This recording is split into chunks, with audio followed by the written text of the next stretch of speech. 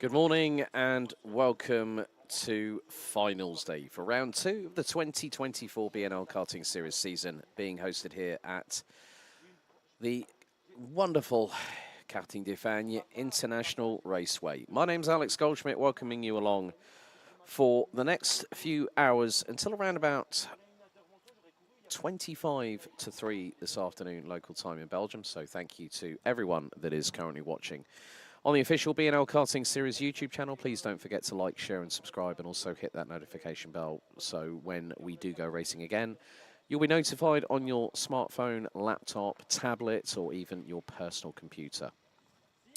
So located here, round about an hour and a half south of Brussels Zaventem Airport, this 1,388 metre circuit has already seen 12 heats, and with that came the initial ranking after heats, and there you can see the timetable. In about 4 minutes' time, we'll be getting underway with the first of 4 super heats, which will take place with Minimax and Minimax Rookie up first, followed by Juniors, DD2 and DD2 Masters and Senior Rotax before we go to the official lunch break. 1 p.m. is when the final barrage of races start this afternoon, and then we'll have the respective finals. Over 95 drivers from the best part of 20 different nations are here in the Namur region of southern Belgium, more predominantly the French-speaking part of the country. What's more, it's always a pleasure to come to this track. Of course, yesterday, a little bit of cloud cover, sunshine, and a nice welcome breeze. And also the fact that the weather has changed overnight. There has been rainfall. As you can see, there is a little bit of dampness to the tarmac, but we have already had morning warm-up.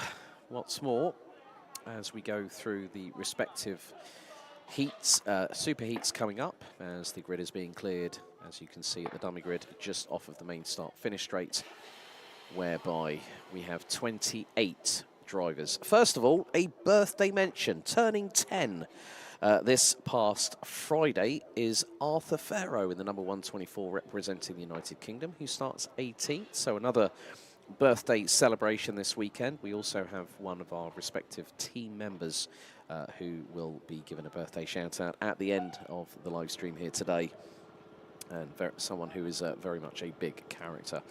But also we've had birthdays. Good to catch up with Barry Ashcroft. Had a wonderful conversation and a lot of laughter with the Freemans and the Armstrongs last night.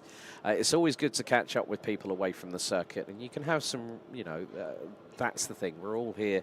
We're all, you know, part of the human condition, and it's the people that also comprise the atmosphere of a championship, and I'm really, really proud and fortunate to be in the position that I'm in. But looking back at yesterday, well, Vince van der Hallen was the person that was at the sharp end of the field. The 130 picked up pole position, and with that, 3 successive heat victories, giving Vince van der Hallen 55 points. He was the only driver to really just sort of stride away from everybody else. Jente Moonen in the 110, who is on the right-hand side of your screens, will line up on the front row. Also some good efforts from the likes of Victor Deutz, Jensen Chalk, Jack Freeman, Max Jolly with one of the best starts, I think, in the Minimax field so far this weekend. Starts on 6, but had an absolute launch as well over Vince van der Hallen on the outside of the front row on heat number 2, and that was an absolute beauty. There have been some dramas along the way over the 3 heats, but the racing has been exemplary as always, and we are looking forward to seeing how things happen over the next few hours. Now, for those wondering, the timetable is in the description for the video, and along with that, we do have an extension on times in terms of the duration of the respective superheats and the finals. 9 minutes plus an additional lap for Mini and Mini Rookie and Junior, 12 minutes plus an additional lap for the remaining classes, 11 minutes plus 1 lap for the finals for Mini, Mini Rookie and Juniors, plus also DD2 and DD2 Masters and Seniors, 14 minutes plus 1 lap.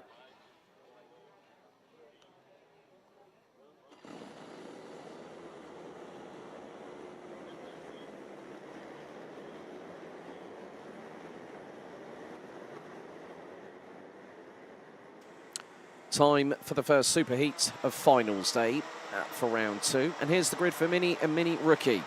Vince van der Hullen starts from pole position. Jente Moonen making it an all-Belgian front row, lines up alongside. Victor Reutz from SP Motorsport and Strawberry Racing's Jensen Chalk round out row 2. Then it is Dan Holland Racing and Hunter Motorsport on row 3 with Jack Freeman and Max Jolly. Vic van Kampenhout on Oliver Spencer round out row 4 with Michael Zayak and AJ Bergdorf rounding out the top 10. Great run by Zayak yesterday over the course of 3 heats, having a difficult time in qualifying and having to start from the back of the grid for every single one of the heats yesterday.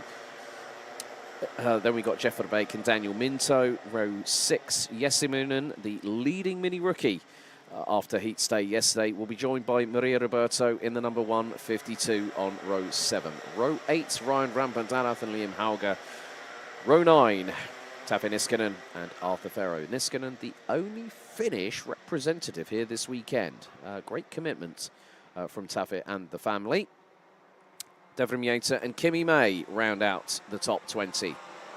Leon Herbos, Tristan Abils, Dayan Habits, Pauline Van Prey, Jack Dupre, Pauline Van Preyt, Jack Dupre, Albert Farrow, Plamen Georgiev and Matthias Vareken. They round out the 28 strong grid. Air temperature currently 15 degrees Celsius, humidity 82%, wind is northwesterly and is 15 kilometers per hour. Well, pretty much you can see there are some flecks of blue sky up above, but the circuit is predominantly covered by clouds.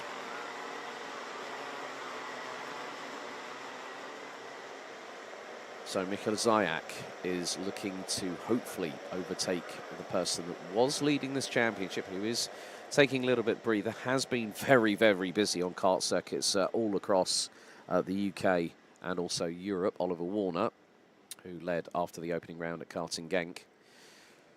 But Van der Hullen has been the tour de force so far this weekend. Can that change here on finals day? Well, we're about to find out, so stay with us over the next 9 minutes plus an additional lap.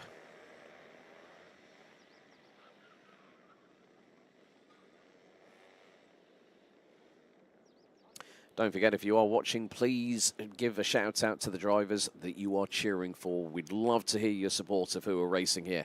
So, red lights on the gantry.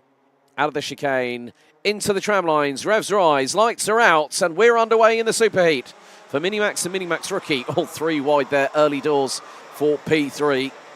As Victor Reutz looks to have gotten through, as a couple of drivers at the back of the field. Unfortunately, looks like we've had a little bit of a problem for one of the drivers. Might be Jesse Moonen, I believe, in the number 10, that has ended up at the back end of the field. But already going through into turn 4, look at the lead that Vince van der Hullen has already got. Victor Reutz in second. Third, Jente Moonen. Now in the run down through turn 5 into Shimandafau here at 6. Before the left-hander here at turn 7. Then you've got the Piff-Paff chicane leading into Escargot. Jensen Chalk is in 4th place. 5th, Jack Freeman. 6th, Vic van Kampenhout. So the drivers making their way through into the final right-hander. Now into the chicane. Van der Hullen continuing his run of form as he has done already so far this weekend after the opening lap. Leads after lap 1. Victor Reutz now being overtaken by Jente Moonen, who's back up the inside and says to Victor Reutz, come on, work with me. Let's go after Van der Hullen. He's been getting away every single race. Liam Hauger and Jesse Moonen were the drivers that were at the back end of the field, but a great move there up the inside of Victor Reutz for turn 3 for P3. Jensen Chalk, the 164, gets through, and now the hunting starts to happen in earnest. The entire field covered by 6.8 seconds after the opening lap. Top 18 rounded out by Finland's Tafe Niskanen, covered by 3.9 seconds. So out of Escargot into the final 2 right-handers go the field. And there is a bit of a lengthy train that has been rounded out by Jeff Verbeek in 12th position. But the lead after the opening lap was just over 2 tenths. So after lap 2, it's Van der Hullen, Moonen, Chalk. Reutz now down to 4th. being chased by Jack Freeman and Vic van Kampenhout. Freeman looking very, very racy on the 193 Lando Norris kart. Run by Dan Holland Racing, mechanic by Dad Simon. Bit of a run wide there for Max Jolly coming out of turn number 3, the Hunter Motorsport driver. Currently sitting in 7th, and that's him off again coming out of turn number 4. That's going to give Michael Zajek the outside line into turn 5. And then the inside line in. Oh, now the elbows are out because Oliver Spencer is there. And there is Daniel Minto through and clatters into Michael Zajek. All disaster there for Daniel Minto. Spinning the rear tyres. Wet, cut grass, not helping the 103 from Hunter Motorsport. It all started happening at Chemin de Fer at turn 6. As now Victor Leutz looks up the inside, gets through at turn 1 on Jensen Chalk, retakes 3rd position. So Zajek was quick to rejoin in 12th, and Daniel Minto has tumbled down to stone dead last. Jensen Chalk looking for an opportunity to get through on Victor Leutz, who's starting to defend going through into turn number 4. Now the run into the fast sweeper here at 5, leading to the hefty braking zone for Chemin de Fer at T6. Different line taken by Vic van Kampenhout, who also celebrated his birthday this past Friday.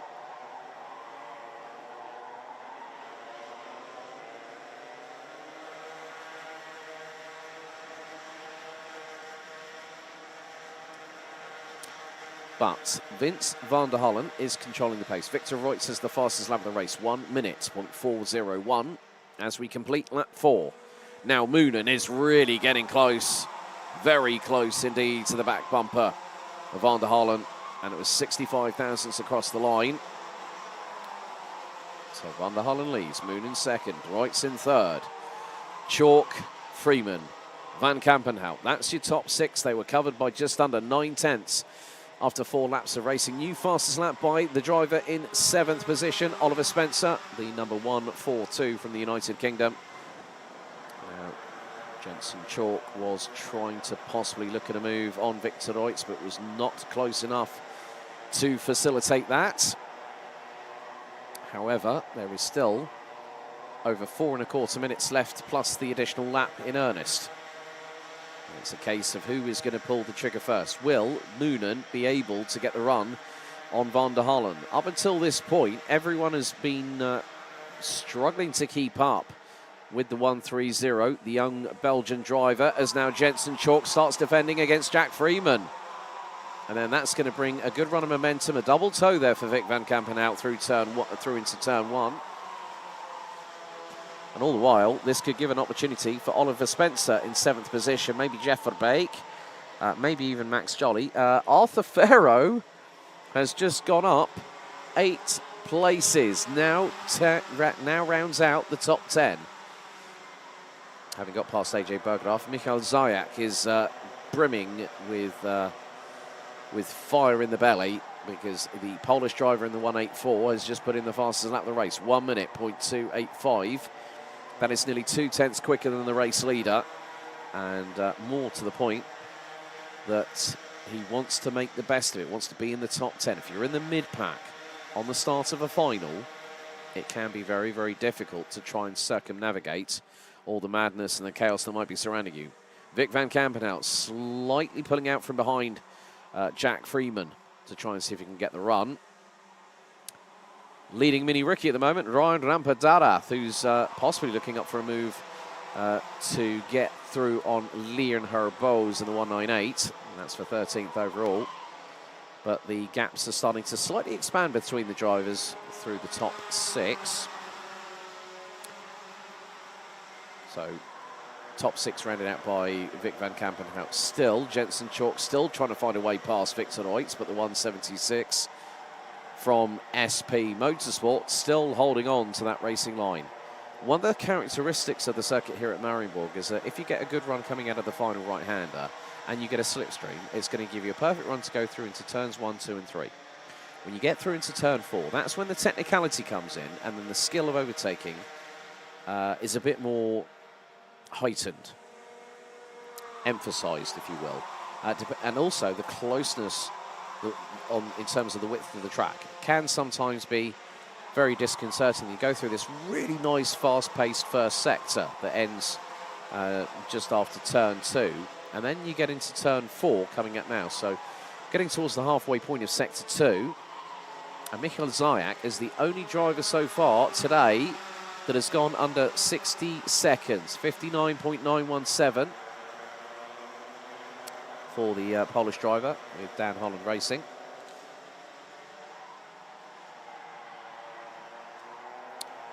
So Jens Moonen has been, over the last 7 laps, within 2.5 tenths of a second. That gap could now start to expand if Moonen's not very careful.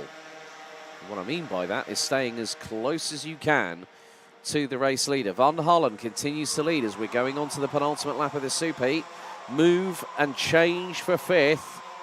Vic van Kampenhout slingshots past Jack Freeman, who's now down in 6th position.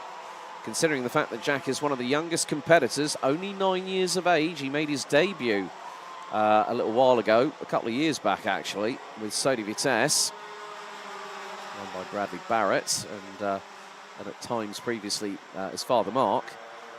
And really great to see that being last year's mini rookie champion, Jack has really come on leaps and bounds. Very shy, non-talkative character, especially when you put a camera in front of him. Now he's a very completely different character. Looks over his right shoulder, as does Oliver Spencer, who is being caught by Jefford Bake. But here we go. Final lap of the Superheat for mini and mini rookie. Van der Hollen doing exactly what he's done so far this weekend. Started from pole position, has led every single lap. Has not been phased. In this particular race, it's going to be the closest winning margin so far this weekend, which means that Van der Hollen knows that everyone else will have upped their A game a little bit as Jensen Chalk attempts to move up the inside through turn number 3 for 3rd place, and that could expose him to the 2 behind, Van Kampenhout and Freeman, as they come out of turn 4 for the final time. Now the run down to the hefty braking zone at Chemin-de-Fer here at 6. And Van Kampenhout now looking for an opportunity to get through on Jensen Chalk, but we are fast running out of corners, out of escargot for the final time. 2 more right-handers, then the quick flat-lined chicane here at Karting de Fagne awaits the winner. Well, the success rate for a certain young Belgian by the name of Vince van der Hollen continues the winning streak here at Mariembourg in Minimax, winning by only 4 tenths of a second. But as they say, doesn't matter if you win by an inch or a mile, winning's winning. Where did that film quote come from? Dominic Toretto, the first ever film in the Fast and Furious franchise. Yeah, I'm a bit of a film buff, what can I say? Vince van der Hollen wins the Superheat for mini and mini rookie by 4 tenths of a second ahead of Jens Moonen, with Victor Reutz rounding out the top 3. Jensen Chalk finishes 4th ahead of Vic van Kampenhout, who started 7th on the grid. Jack Freeman takes 6th ahead of Oliver Spencer with Jeff Verbeek. Max Jolly and Arthur Farrow, the birthday boy, making up 8 places to finish in 10th. Well done to Arthur on that one. Michael Zayak, AJ Bergerath, Ryan Rampadadath. Oh, right. Ryan Rampadadath has been given a 5-second time penalty for causing a collision post-race and does not end up winning the mini rookie class. So from 11th downwards, it's Michael Zayak, AJ Bergerath, Tafin Iskanen, Leon Herbos, Devram Yater, Dejan Habits, Pauline Van Breet, Kimi Mai, Matthias Verreken, Maria Roberto, Jesse Moonen becomes the mini rookie winner in that race, ahead of Ryan Rampadadath after the post-race penalty has been applied. Jack Depre, Tristan Abils, Liam Hauger, Albert Ferro, and also Plamen Georgiev. Unfortunately, Daniel Minto, after the contact through the Piff-Paff chicane on lap 5, retired from the race.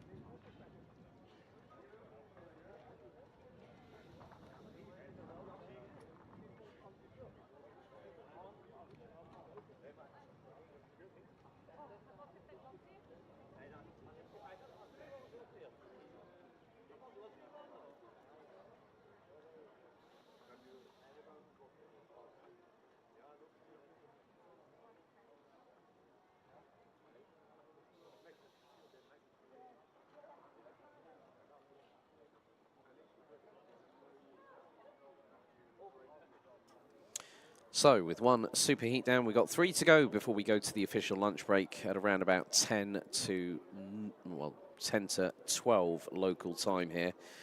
Let's have a look back at juniors yesterday. 2 different winners. Tom Strehler being the first one in the opening heat, but Harry Bartle, the current points leader, took the maximum of 55 points after the ranking after heats, following on from effectively a second in the first heat, and then won the 2 successive races. Jacob Ashcroft also has had a couple of blips here or there, but still manages to have it that he's on the front row of the grid. Of course, these two are battling each other in the championship. Boris Maximov and Thijs van Wijk round out the top 4 positions with 32 points in terms of the total gained over the heats. Of course, there are 75 points taken into account for the super heats, which then will give us the final intermediate classification and then decides the grid. And Natasha Vance. Good to hear from you again, Natasha. Good luck, Rory Armstrong, from all your family at home. Well, Rory Armstrong didn't have a good one yesterday. Heat 2, well, was turned around at turn 3 and then ended up with the rear bumper completely away from the chassis and missing. So the youngster who's currently leading the standings in the Irish RMC at the moment, as they've got their next round next week. So it's been a busy time for a lot of the families from the UK, but also from continental and Eastern Europe. A lot of drivers have made the trip over to here. There's going to be some that are here this weekend that will be taking part in the opening round of the Rotax Max Challenge Nordic this coming weekend at Chauley at the Drift and Go facility, about 3.5 hours drive south of the capital, Vilnius. I'm looking forward to being there and commentating on the action, so good to see. Also, I have to give a shout out to Mate Korbehidze, and a big thank you to his dad, Vako, that tagged me on social media yesterday. One of the things that I like to do on Sunday morning is actually go down to the dummy grid for warm-up, and I had a really, really closer look at Mate's race helmet, and it's a little play on the Ayrton Senna original sort of identity. And it's got this nice sort of like white banner in both the dark blue and the green, which has a little bit of fading as it comes towards, you know, from the back part of the race helmet. But then there are 3 words that I noticed on the left-hand side. Seek your truth. Very, very poignant words. And everyone has a truth, a belief that they have instilled in them, or something that they look to go forward to. And that really sort of hit a nice little chord with me this morning. Seek your truth. Very, very poignant words. But we do have 22 drivers ready to go into battle for 9 minutes plus an additional lap. And Harry Bartle, had a quick chat with him this morning. He's feeling very confident, and he said, "Yeah, we're just going to keep what we're doing." And good to hear from Will Archer's family as well. Alex in the YouTube chat. Difficult day yesterday, but I'm thinking of you and cheering you on at home. Dad and Katie are cheering you on trackside. Yes, that's what I love about this. It's very much a family affair. Not all the families can make it, and that's one of the beauties of having the live stream shown to everybody around the world, wherever you are, completely free of charge. Also, one of the other good things, we record the races as they happen, and there will be a playlist on the YouTube channel for all 20 races from this weekend to watch wherever you need, wherever you might be in the world, whether it be on your smartphone, your tablet, your laptop, or your personal computer. That's one of the beautiful things about karting. We're here to promote the sport.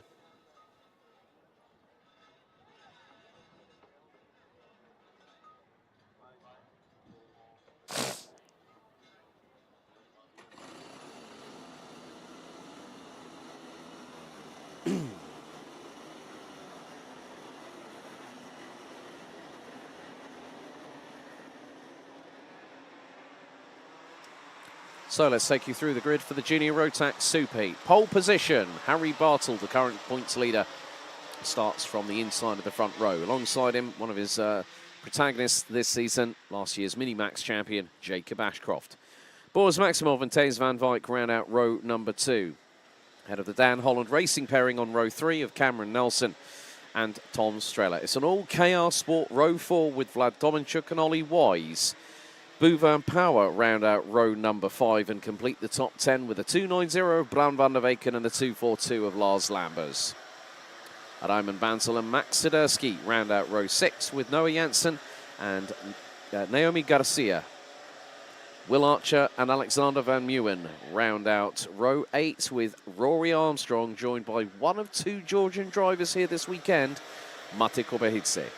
Isaac Barker and Jake Menton complete the top 20, with the final row rounded out by the 2.21 of Jim Buck and the 2.15 of Elliot Surtees. Drivers now going on to their official formation lap and weaving from side to side. In some respects, you can look at it from a confidence standpoint, getting themselves into that zone of getting ready to go racing. Of course, the rolling start, very, very crucial. One of the big things about yesterday, now I mentioned about the characteristics of this circuit. The start-finish straight has a little bit of a camber to the right-hand side. Very atypical to something like, say, Brands Hatch. And one of the best starts we saw was where the outside row got an advantage, and Max Jolly in Minimax showcased that by sending it round the outside of a certain Vince van der Hollen. However, Max didn't manage to win that, but that heat, that was heat 2, still finished second. So, now we wait. The gantry just over the cafeteria, filled with spectators. The mechanics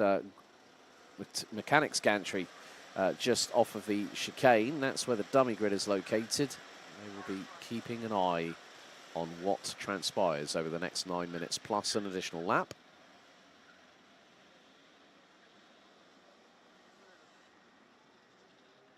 So Bartel and Ashcroft start controlling the pace as they come up the incline here on the start-finish straight. Red lights on the gantry. Revs are eyes, lights are on. Lights are out, we're on the way first time, and it's the scramble to T1. And straight away, Maximov up the inside. Ashcroft losing 2 positions, manages to cover off one of the KR Sport drivers. Someone got a little bit compromised a bit further back, but it's a good start from Harry Bartel along with Boris Maximov. 3rd place, Cameron Nelson. 4th, Jacob Ashcroft. Tom Strella in 5th. Field makes its way nearly 2 by 2 in the middle part of it. Down into Chemin de Fer at turn 6. Now the run through into Escargot. Good lead initially gotten by Harry Bartel at the front end of the field, the 2.73. Cameron Nelson is on a little bit of a charge at the minute, having started down in 5th on the inside of row number 2. He is up to P3 and is trying to catch up with Maximov and Bartel at the front end of the field. Top 3 after the opening lap, covered by 0.57 of a second. Ashcroft, Serla, Tomenchuk, Raymond Bansel, the sole Indian representative, up 4 places. Now to P7 ahead of Bram van der Weken. Max Siderski up 3 spots to 9th ahead of Ollie Wise. And they complete the top 10. Noah Janssen up 2 spots from 13th, now runs P11. Here's a move up the inside in Chemin de Fer. That's the change for 4th position between the 2 DHR teammates. Tom Strella getting through on Jacob Ashcroft.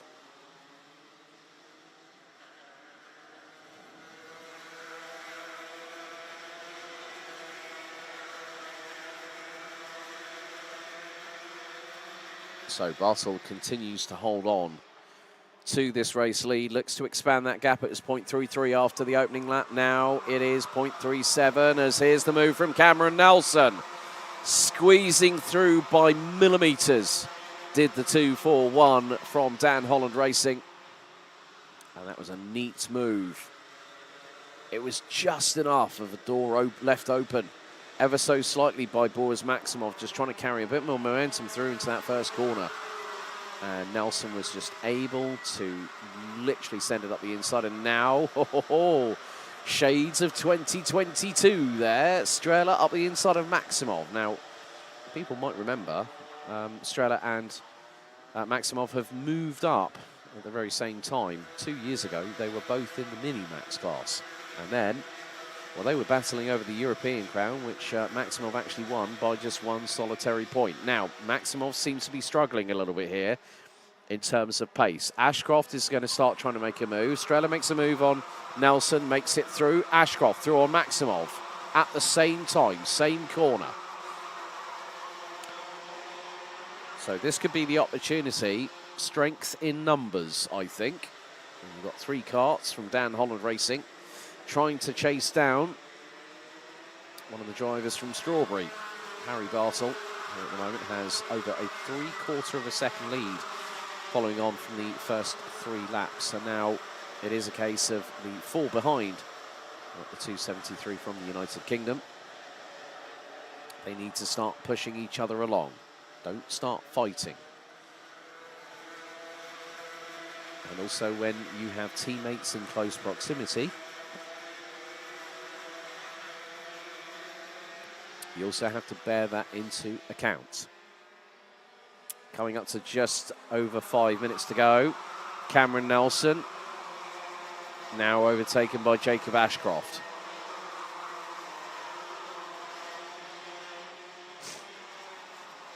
So Ashcroft up to P3, Nelson down to 4th. Maximov trying to do what he can in the 230 OTK.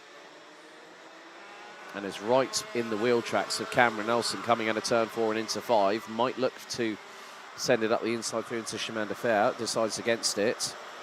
And on that particular occasion, I think if he came down out of turn 5 with a full head of steam, I'm sure that there would have been an opportunity for him to facilitate that move and get through.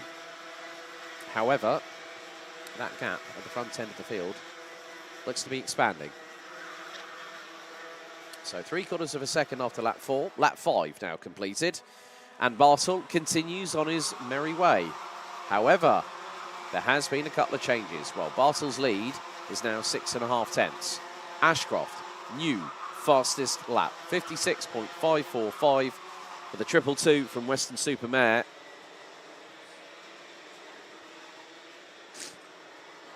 So one of the good things is that Tom Strela and Jacob Ashcroft have known each other for quite a long time.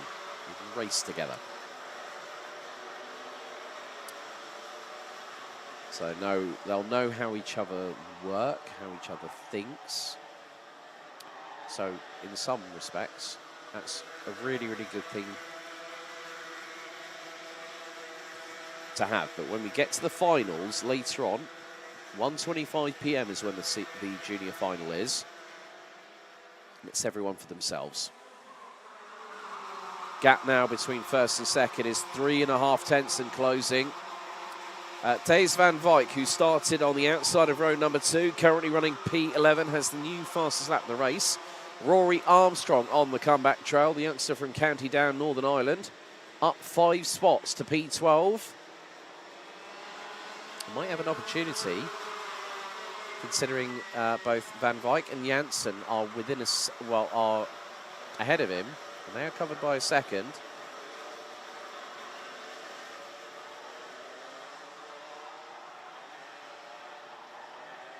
So this will give a possible motivational spur for Rory, mechanic by Dad Andrew, or Andy. And he'll just be saying, right, you know what you've got to do, just do it. And that's going to be quite crucial. Cameron Nelson is being caught by several drivers behind. Well, he's been passed by Maximov. And then look at the train behind. There goes the 29. That was the 297 of Max Swiderski trying to pick off opponents. He got through on Raymond Banzel.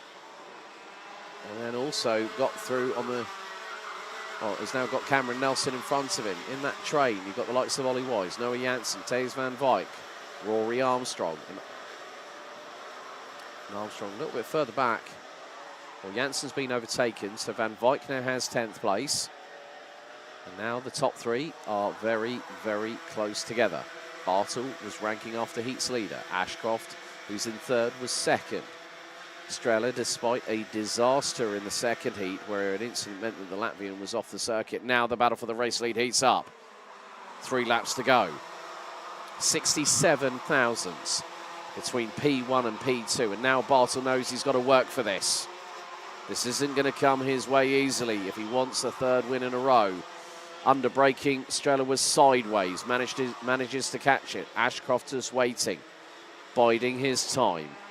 Dad Barry, who celebrated his birthday yesterday, mechanics him, and oh, we've got one around. That is 290.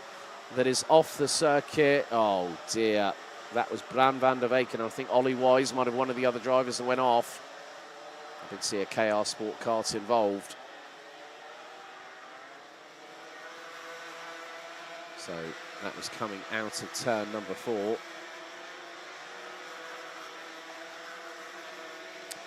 Yeah, well, Van der Weycken got turned around, and it was the 2... Oh, dear, Rory Armstrong caught up in that. And Ollie Wise off the circuit. A real shame. But now, with 2 laps still to go, Bartel leads. Maximov rejoins the fray and is swinging wide into corners. That means he's carrying more momentum into turn 4 for the penultimate time here on lap 10 out of 11. And look at this, look at how close they are packed. It's like waiting to take off the lid off a sardine can. That's how tightly packed these drivers are at the minute. Timer has expired. Just over 1.5 kilometres remain. And Bartel so far has led every single lap. But Tom Strela, disaster in heat 2 for the youngster based just outside in the suburbs of Riga. Now battling, now fighting, now putting pressure on Bartel to respond. And Bartel covers off Strela going into turn 2. Now it's a case of just wait and bide your time. There's going to be an opening, but who's it going to be for? Is it going to be Bartel? Is it going to be Strela? Is it going to be Ashcroft? Will it be even Maximov? Through into 5, now into 6 at Chemin de Fer. And as I said, sometimes when you're in a bit of a train, it can be very, very difficult indeed to try and make an overtake. Now it's bringing back in Cameron Nelson, along with that Max Sadursky, Noah Janssen now up into 7th.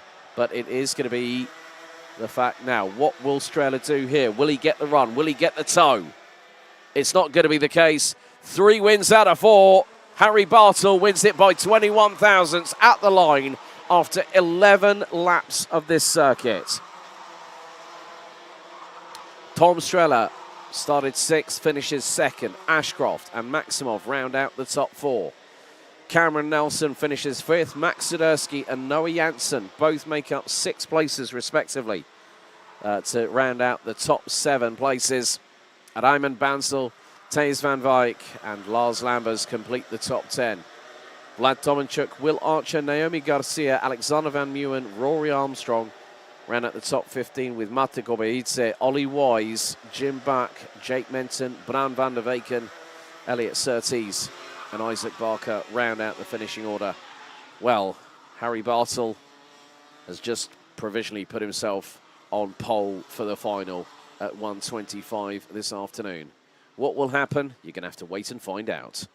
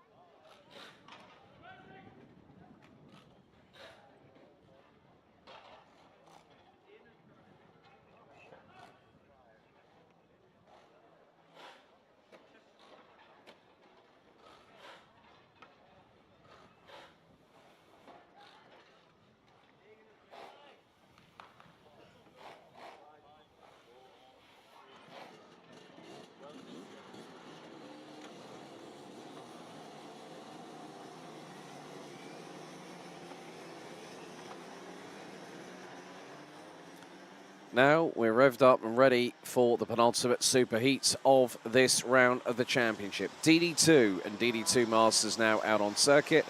Following on from the ranking after heats, Nicolas Guillaume starts from pole position, 2 wins and a third yesterday. Nikita Genza from Germany lines up alongside on the front row. A second, a win and a third for the DD2 Motorsport kart driver. Dylan LaHaye, first time as a DD2 driver and with a different team here at Mariembourg. Yesterday picked up a third and 2 successive second place finishes, putting him P3 on the grid. Carl Clabor leads the way in Masters. The 540 will line up on the outside of row 2. Imke Arts and Christophe Capitan round out row 3 in the 405 and the 599. Frederick Zemis Christensen said to me fuel pump issues were the drama yesterday, which is why the Dane was not firing on all cylinders, so to speak, or all one cylinder and 125cc of displacement. He starts 7th. Alongside him will be Kian de Brandt, Michael Becker, Luca Neuenhausen and Maximilian Adolf round out the top 11, also the 11-strong grid. Neuenhausen also said to me about the fuel pump problem. So hopefully these drivers have all the kinks and the bugs out of the system. Air temperature has increased and has gone to 16 degrees. Humidity now down to 77%. Wind has picked up, northwesterly, nearly 20 kilometers an hour.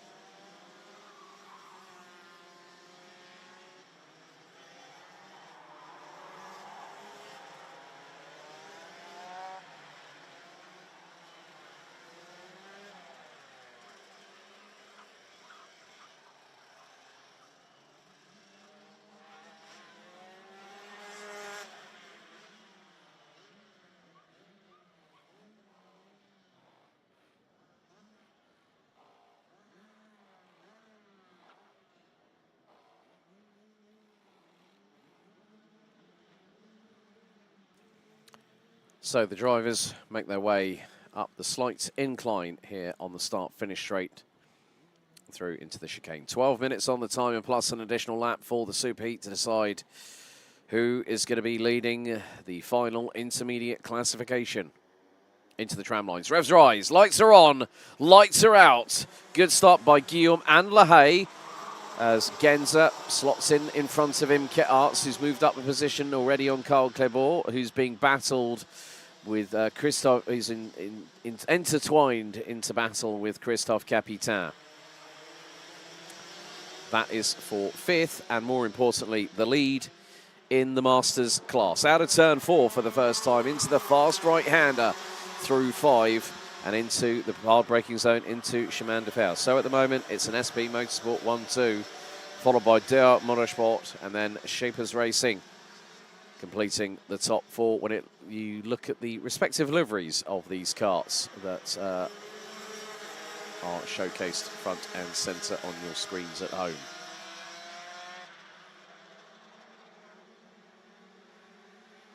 But after the opening lap, it's going to be a very, very fractional lead, but it's going to change. LaHaye up the inside of Guillaume, and Guillaume now goes, well, I'm sorry, you're not getting through on me, and that opens the door for Nikita Genza. Oh, and Dylan LaHaye makes a mistake. Let's not forget, he's run here plenty of times as a senior, but this is his first effort as a DD2 driver.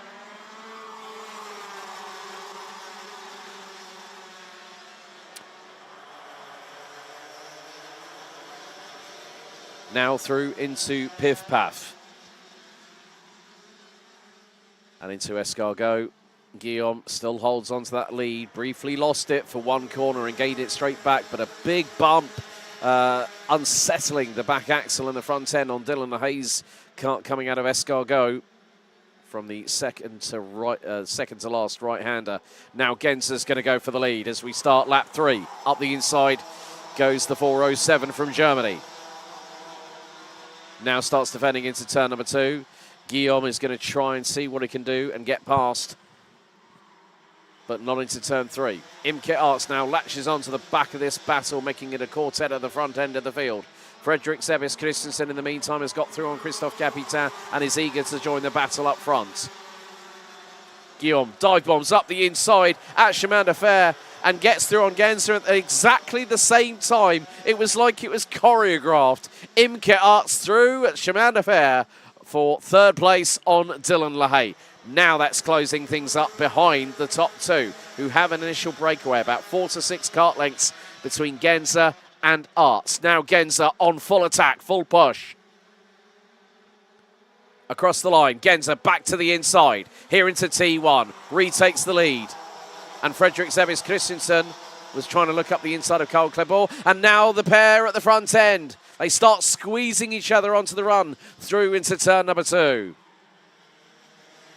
Two young DD2 drivers, part of the new guard coming into this 2-speed gearbox category in Rotax racing.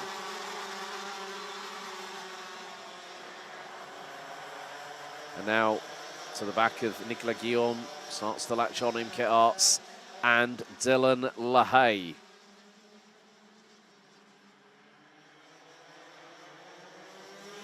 So Genza's lead over Guillaume is about 2 to 3 kart lengths out of the final right-hander. Now the push.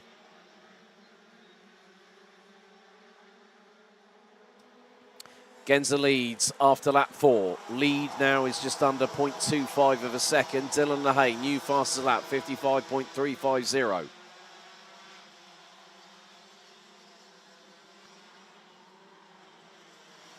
One of the beautiful things I love about DD2 and DD2 Masters, I mean, first of all, if I was going to compete in a race, I would be in the Masters class, 100%, because I am more than over that, the minimum age requirement for that.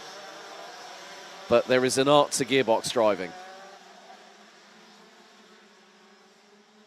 So through out of Escargot on lap number 5. Genza now will have led a second successive lap in a row from start to, well, one tour around this 1,388 meter circuit.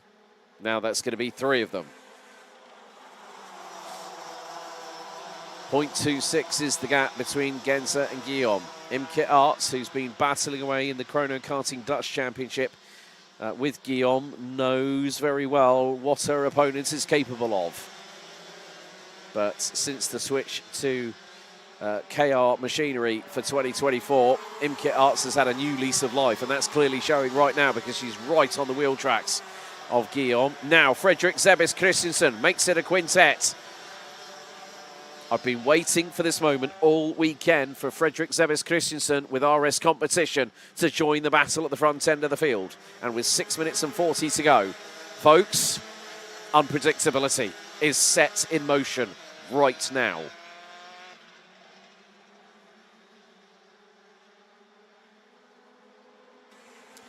And Fredrik Sebis Christensen goes for the move on Dylan LaHaye, decides not to do it, but last 2 laps, the Dane has been faster than anybody. New fastest lap, 54.949. Genza, last time around, was quickest. Oh, and Dylan LaHaye robustly gets up the inside of Imke Arts. She goes wide coming through turn 3, and Sebis Christensen is through for 4th place.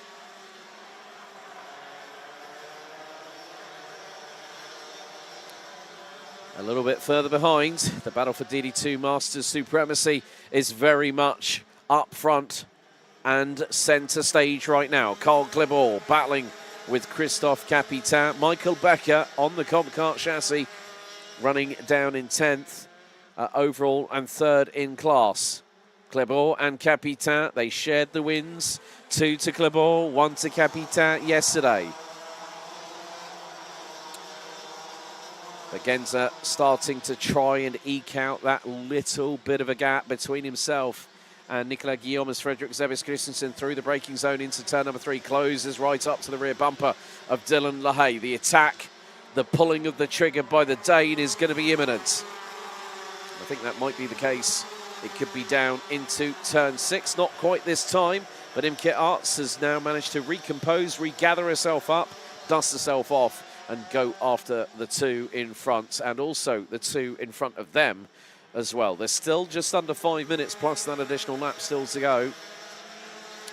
And what's more, Christophe Capita has been overtaken by Kian de Brandt from Belgium. The 4.50 puts himself in between Clebot and Capita. As after the opening 8 laps, we now have 5 drivers covered by just under 1.2 seconds. Imke Arts, fastest in Sector 1 overall, and she is charging. Zebis Christensen over the last 2 sectors. Sector 2 will end when we go through the halfway point of Escargot. And then also Sector 3, the Dane has been quickest.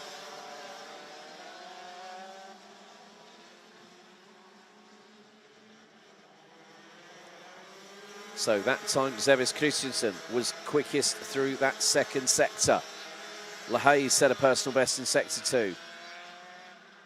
And it's a very short Sector 3. Well, Sector 1's the quickest of the lot. But look at how close they are. Top 5 covered by just under 9.5 tenths of a second. This is where the cat and mouse game, the strategy that you have to play in DD2. It's not play your cards, play your best hand on the table at the same time. It's wait for that opportunity to present itself, or sometimes you have to make that opportunity happen. And again, also, careful negotiation of the curbing. You know, you've got to have that mechanical sympathy built in as a racing driver, predominantly also in karting. You're very exposed to the elements. So lap 10 now completed. Nikita Genza continues to lead, having led from around lap 3 onwards. Dylan LaHaye again tries to get through. This is going to open the door possibly for not just LaHaye, Zebis Christensen and Imke Arts. They all get through at turn 2. Guillaume dumped down to 5th place like he was pushed off the swing in the playground and now has to start fighting back.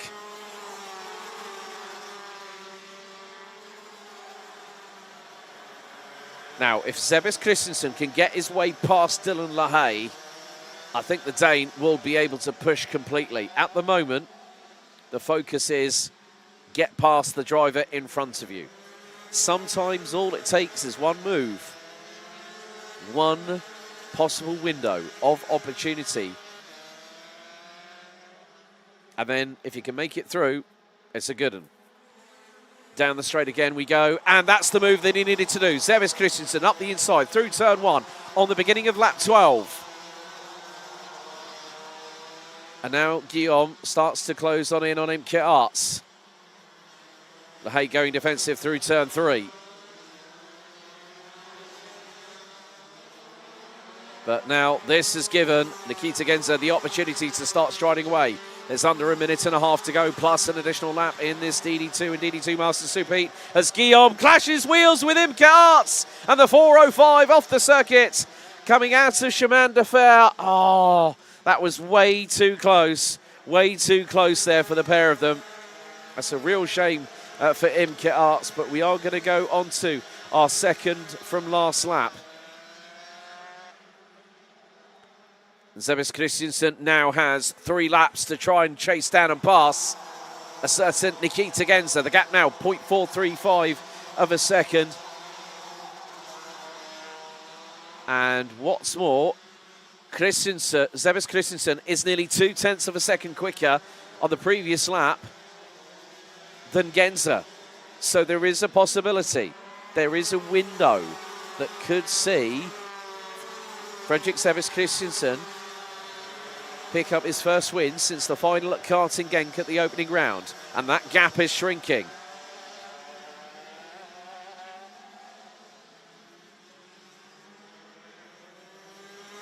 So the next right-hander will bring us onto the start-finish straight for what will be the penultimate time. Time is fast, counting down. Are we going to have 2 to go, or are we going to go onto the final lap? Final lap it is, and look how close the Dane is to Nikita Genza. He's going to wait and then pull the trigger at the last second possible and not give Genza an opportunity to react. It's not going to be through turn 3. It could be down at turn 6. LaHaye is going to be there in the pound seat waiting for his opportunity if the two in front tangle. Down to Chemin de Fer for the final time at turn 6.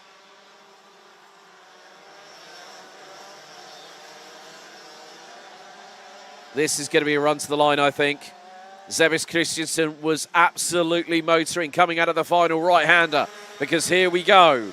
Will it be Genza? Will it be Sebis Christensen? Sebis Christensen sticks his nose out going into the final right-hander, but it's the run to the line. The winner of the DD2 and DD2 Masters Super Heat. It's going to be a drag race to the line. It's going to be Genza. Genza by 4/100ths of a second after 14 laps. Well,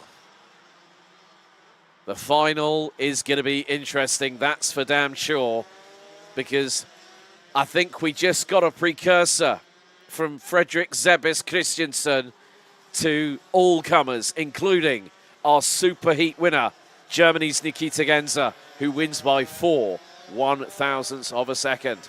Fredrik Sebis Christensen started 6th, started in 7th, finished in P2. Ahead of Dylan LaHaye, Nicolas Guillaume finishes 4th, ahead of Imke Arts. Guillaume de Brandt takes 6th, ahead of DD2 Masters class winner, Carl Claball. That's 3 out of 4 for the debacker in this particular race meeting. Ahead of Christophe Capitain, P2 in Masters, 8th overall. Luca Neuenhausen, Michael Becker, and Maximilian Adolphe round out the 11-strong field, all of them finishing after 14 laps.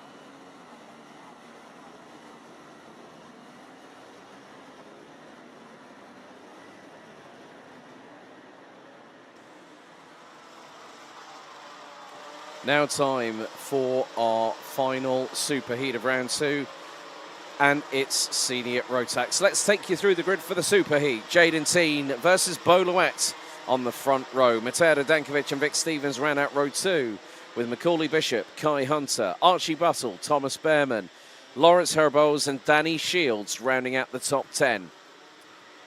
Then next up, it's Sverre Ubben, Armand Hamilton, Jort van Wijk, Julian Klosman, Sebastian Koch, Ollie Jonkers, Bram Plomp, Tom Longnoir, Freddie Ingram and Luca Brima. Good to hear from Lisa, wishing Freddie all the very best of luck. Thanks for jumping on the stream as always, Lisa, and I know you'll be cheering Freddie on as always.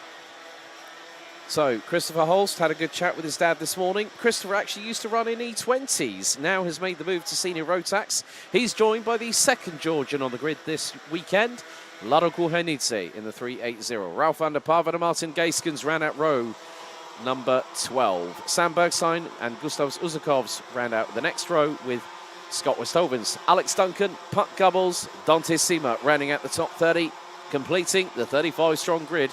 Giorgio Malkenstein, David Outlashner, the pride of Wales and Poland, by the way. The 365 starts 32nd ahead of William Norbeek and Mika van der Pavet with Rein van der Meer rounding out the 35 strong. Clinkers cheering on Jaden Teen, the man who came into this second round of the championship as the points leader. 15 points ahead of Macaulay Bishop.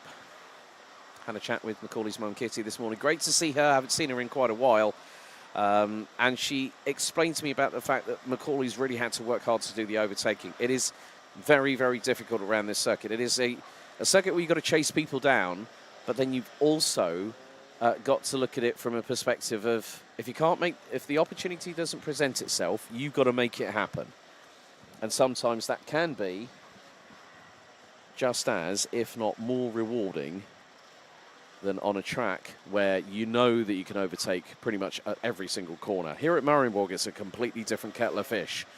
Right then, red lights are on the gantry here for the final superheat of round 2. It's senior Rotax, 12 minutes on the clock plus an additional lap on the timer. Into the tram lines we go. Revs rise, lights are on, lights are out, and we are underway. Jaden Teen leads the field into T1 with Mateo Denkovic making it through for second place.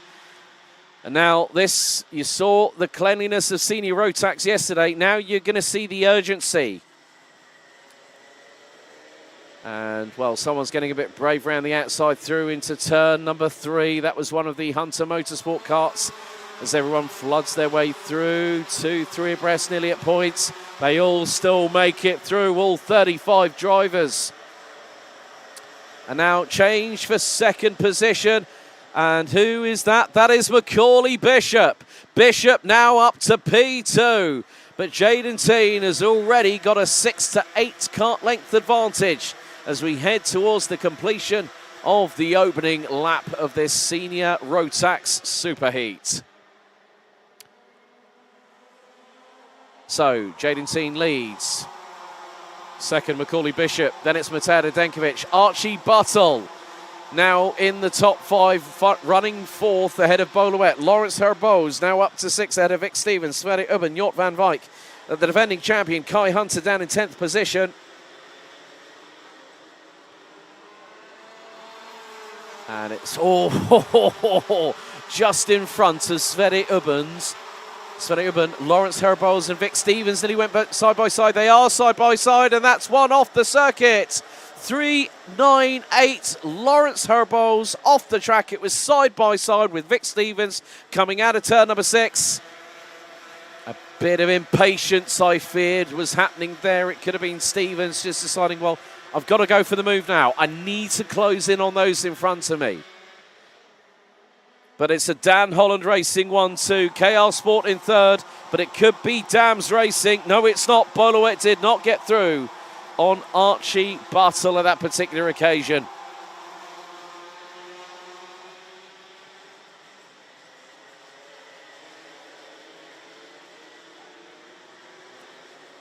So now Bishop has the lead from Jaden Teen.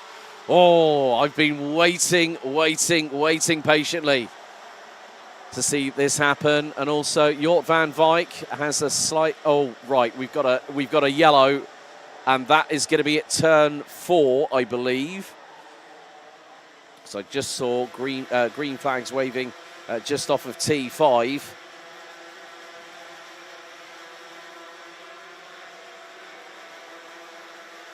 But after lap 3, Bishop leads. Jaden Teen in his wheel tracks now goes for the race lead. The 2 DHR carts side by side. Teen retakes the lead, but down into turn number 2. Bishop retakes it. And it's going to be close coming out of turn number 3. Bolowet now ahead of Archie Buttle for 3rd place as the field makes its way through turn number 3 into turn 4. And there's a point forward. That was from Mateo Denkovic. He's got Vic Stevens right behind him, the 2 Buvin Power drivers. And Stevens decides, right, I'll fire it up the inside at turn 6 at Chemin de Fer. Thank you very much. That's P5 for the 327. Now they've got Sverre Ubben, Jort van Wijk, Kai Hunter and Freddie Ingram rounding out the top 10. So good to see Freddie back on the grid. And Freddie is being closed in on by Ollie Yonkers in the 316. Lap 4 completed and Bishop leads the way. Teen in second, 58 thousandths behind. New fastest lap was Vic Stevens. Now Sverre Ubben. Now Lawrence Herbos, who's down in 14th place. Back into turn 4 once again. These laps are going to be going very, very quickly when we're running at low 56 to, well, mid 55, as there is a move up the inside on Archie Buttle. That was Vic Stevens that got through at turn 6. Seems like Chemin de Fer is the 327's preferred parking, preferred overtaking spot on this circuit. You get the speed, you know, you come out of the 90 left at turn 4, you're accelerating all the while as you swing the kart right, then left, then right again through the sweeper at 5. 33 drivers last time around were covered by just under 10 seconds.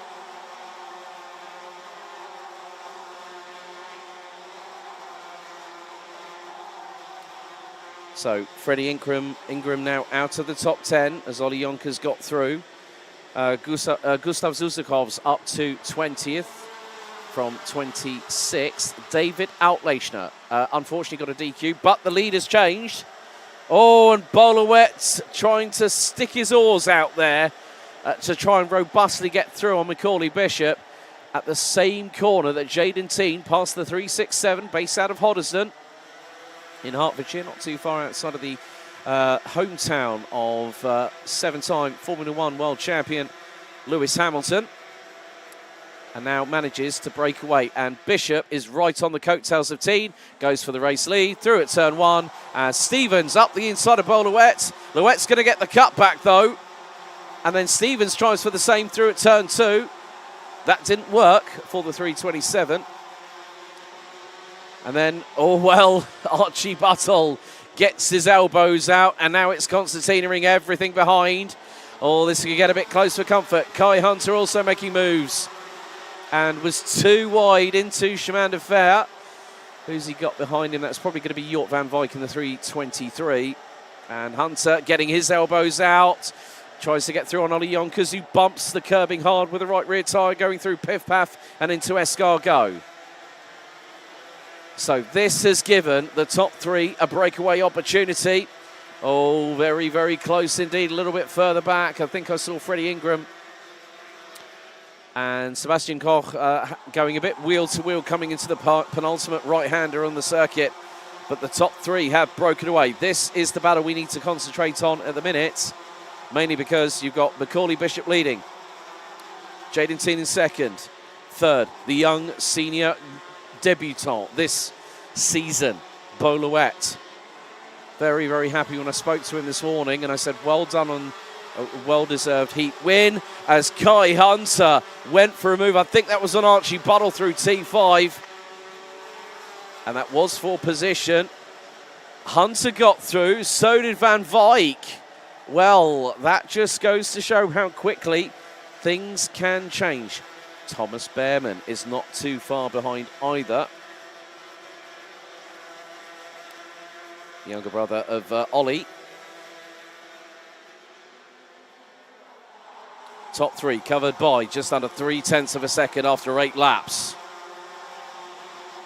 And this is where the real Tom and Jerry cat and mouse game starts to happen.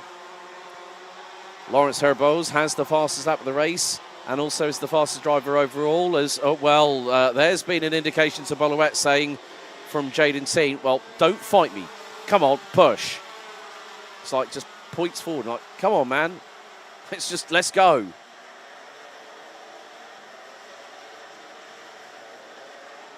Now, we have some changes through the top 10. So, Ollie Yonkers now 6th, Kai Hunter now 7th, Jort van Wijk 8th, Archie Buttle 9th, Thomas Behrman now in the top 10, having started 8th in this race.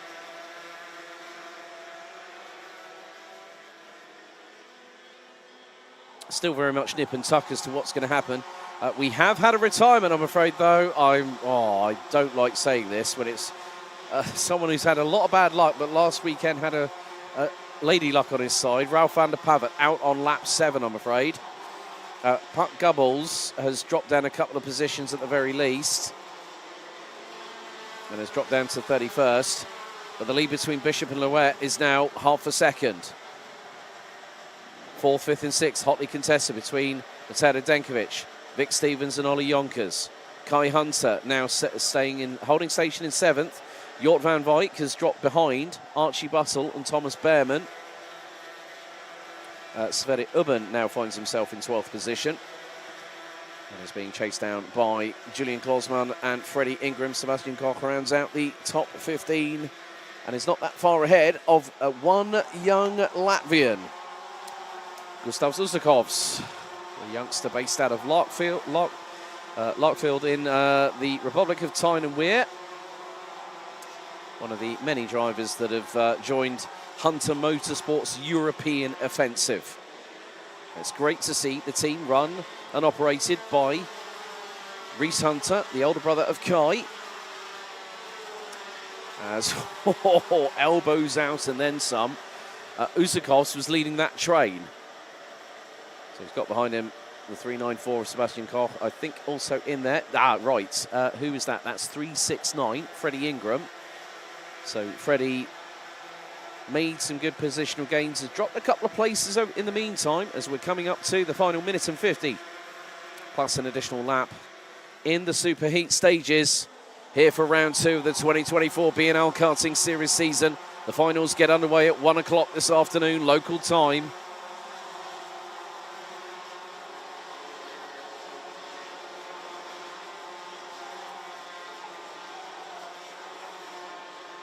Still places to be decided. Grid positions to be gathered, ready for the final push towards what will be a 3-month break after today. 90 days is when the season resumes in Western Germany at Kart Club Kerpen in Nordrhein-Westfalen. So not too far outside of Cologne, and Düsseldorf will be our 3rd round of the championship season before we return to where it all started in April this year, Karting Genk, on the 28th and the 29th of September 2024. So Bishop leading the way. Bollouette now has the fastest lap in the pocket. Not now. Vic Stevens down in 5th has it. But the top 3 covered by half a second. Bishop, Louet and Teen. Radenkovic, Stevens, Yonkers has made up 10 places into 6. That's a great effort from the young man.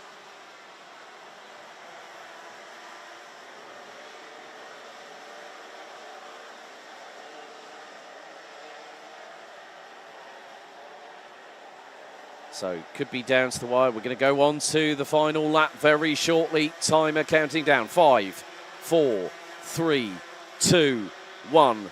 Now we head on to the final lap of this 1,388-metre circuit to conclude the superheats. Bishop leads by just under 0.2 of a second. Ahead of Bollouette, Jaden Teen rounds out the top 3. 3 different nationalities, the United Kingdom, Belgium and the Netherlands. Then followed by a trio of Belgians, Mateusz Denkovic, Vic Stevens and Ollie Jonkers. Then a trio of Brits in the form of Kai Hunter, the defending champion, Thomas Behrman and Archie Buttle, with Lawrence Herbose rounding out the top 10. And it's a fight between the three Brits. Hunter defending from Behrman, with Buttle trying to get into the racing action in the dying stages of this senior Rotax superheat. Adam Escargot for the final time. Well, what's more, we had three different winners. You will now have to add a fourth to that list.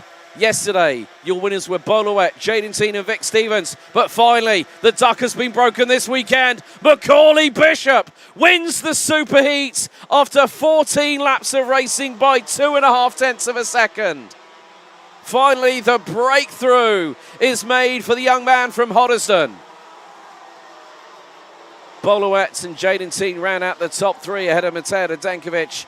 Vic Stevens complete the top five with Ollie Jonkers, Thomas Behrman, Kai Hunter, Archie Buttle and Lawrence Herbose rounding out the top 10. Julian Klausmann, Sverre Ubben and Gustavs Uzakovs. Gustavs, what a run, 26 to 13th place at the end of it, ahead of Sebastian Koch and Freddie Ingram, who ran at the top 15.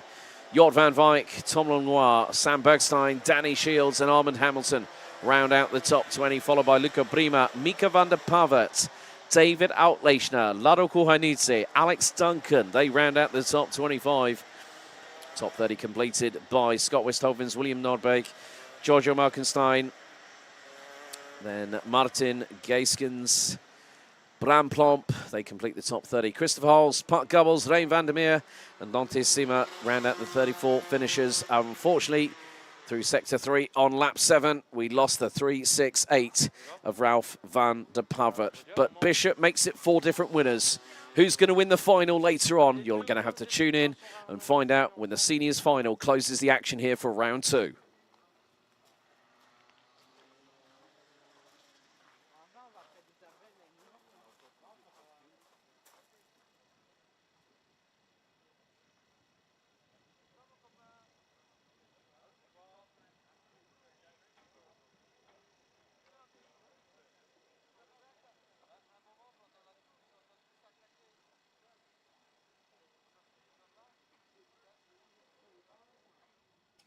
Well, that concludes the morning action. The superheats are done and dusted. 4 more races to go until we have a 3-month break to start our second half of the championship season and continue the road to Sarno for the 25th anniversary of the Rotax Max Challenge Grand Finals between the 19th and the 26th of October at the Circuito Internazionale Napoli in Sarno, southern Italy. Join us just before 1 o'clock this afternoon as we get revved up, ready to go racing for the 4 finals this afternoon. We'll see you after the lunch break.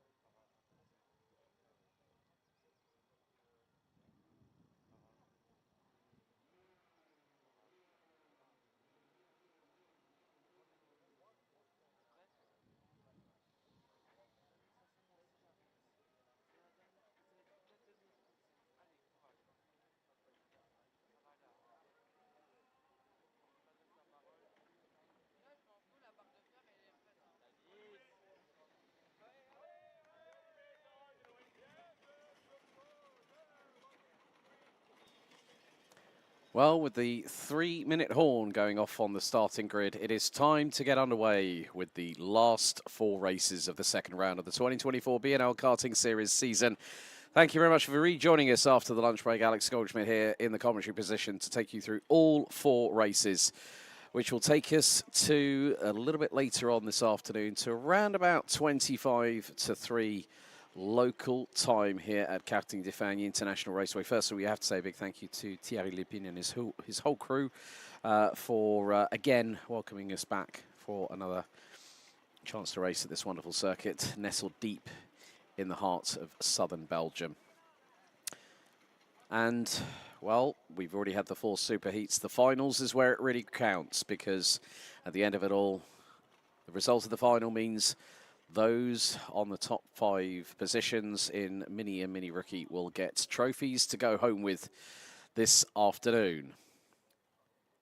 What's more, the time has further been expanded in terms of the race duration. 11 minutes plus an additional lap for Mini Rookie and Junior, and 14 minutes plus an additional lap for DD2 DD2 Masters and Senior Rotax. And then after this, 90 days from today, we will head to the western part of Germany, to Kart Club Kaupen, where Michael Schumacher, Sebastian Vettel, and a whole host of German talents have plied their initial trade through the steps of karting and moving up to bigger and better things.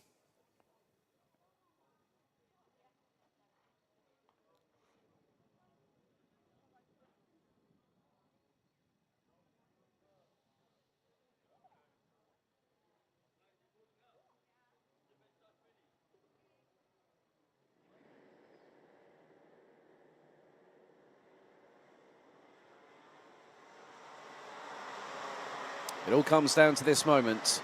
Here is the grid for the Mini and Mini Rookie final for round 2. Vince van der Hollen has taken 4 successive wins this weekend. Could it be number 5 for the 130 from Belgium, joined along by countryman Jent Moonen alongside on the front row? Victor Reitz and Jensen Chalk are on row number 2, as we have got one off the circuit. Trying to make out who that was. It was a 1-0. Not too sure who it could have been. It could have maybe been Jacques Depre down in 25th position. So one driver having a drama on the sighting lap. So Jack Freeman and Vic Van Kampen out, round out row 3. Max Jolly and Oliver Spencer round out row 4, with Jeff Verbeek and Michael Zayak rounding out the 5th row, thereby completing the top 10. AJ Berggraf, Ryan Rampadarath, Maria Roberto, Daniel Minto, Jesse Moonen, Arthur Farrow, Tafin Iskanen, Leon Herbos, Devrim Yater and Liam Hauger round out the top 20. Kimi May, Dean Havitz, Pauline Van Prey, Tristan Abeels, Jack Depre, Matthias Verreken, Albert Farrow and Plamen Georgiev round out the 28-strong grid, ready to go racing. One final time before the summer break for this championship, and then we'll be back, roared up, ready, and looking forward to going back to racing in the last weekend of August.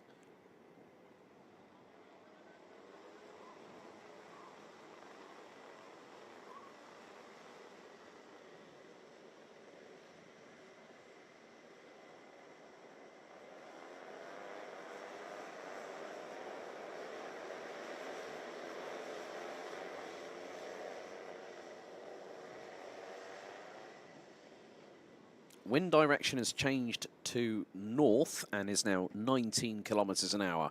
Air temperature 17 degrees. Humidity now down to 68%. Cloud cover, as according to the weather that I've got showing up on my screen on the live timing.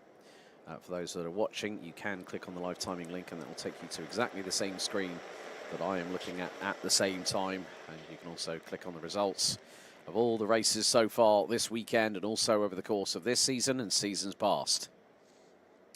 So an all-Belgian front row on home soil, as Vince van der Hollen and Jent Moonen will bring the field into the tram lines for one final time. They split, revs rise, lights are on, and the final's underway. Great start by Vince van der Hollen as Max Jolly tries to get a move. Someone went over the back of somebody else. I think that was just outside of the top 6.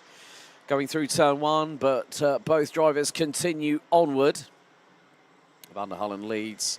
Second, it's Moonen. Reutz is third, it looks like, as they come through into turn number 4 here on the opening lap. So Moonen, looks like we have got a change. Jack Freeman now 4th. Max Jolly looks to have gotten up into 5th position ahead of Jensen Chalk. Then it is Jeff Verbeek. Oh, and a turnaround and a tag for the 127. Liam Hauger ends up tumbling down to the back end of the field. It was Jacques Depré that unfortunately ended up on the grass during the sighting lap, the 105 from Belgium, who started 25th. But we complete lap 1 very shortly. As they come up the hill, there has been an incident down at Escargot. More dramas, 135. Pauline van Preet is out, I'm afraid. But Van der Hullen is being chased by Jenthe Moonen. Third, it's Victor Reutz. 4th, Jack Freeman. As they come out of turn number 3, it's actually now Jensen Chalk who's got through. Max Jolly rounds out the top 6. 7th, Jeff Verbeek. 8th, Oliver Spencer.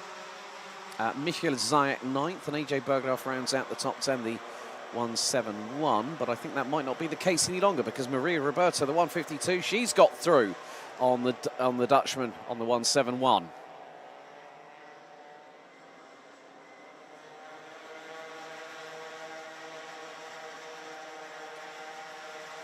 So the field makes its way out of the final corner as we are about to complete lap 2 of this 11-minute plus 1 additional lap final here for Mini and Mini Rookie. Jesse Moonen leading the way in Rookie. Currently P16, 3 places ahead, make that 4 places ahead of Ryan Rampadarath, who's just been overtaken by the recovering Daniel Minto. Also, Vic van Kampenhout, who started 6th, is now 18th. So that would have been the incident through turn 1.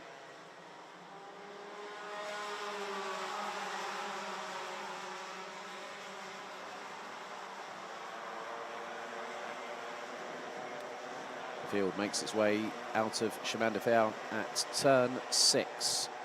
Now into Escargot. But, oh, it's getting a bit hot and heated. Jensen Chalk showing a little sign of impatience at this particular juncture.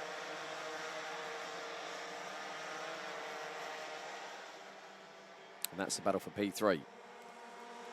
Chalk now comes out from behind Victor Reutz, and slingshots passed up the inside through at T1. That's third in the bag for the minute, with 7 minutes and 45 to go for the 164.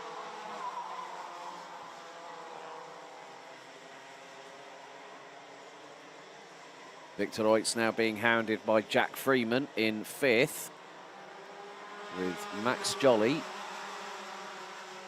Jeff Verbeek. Michael Zayek has got through on Oliver Spencer. And AJ Bergdorf now retakes 10th place off of Maria Roberto, who's now dropped to 11th place and is just ahead of Devon Mieta in the number 108, who's made up 7 positions so far. Matthias Verreken looks to be the driver that's made up the most positional gains so far in this race. 8 places from 26th, now runs 18th.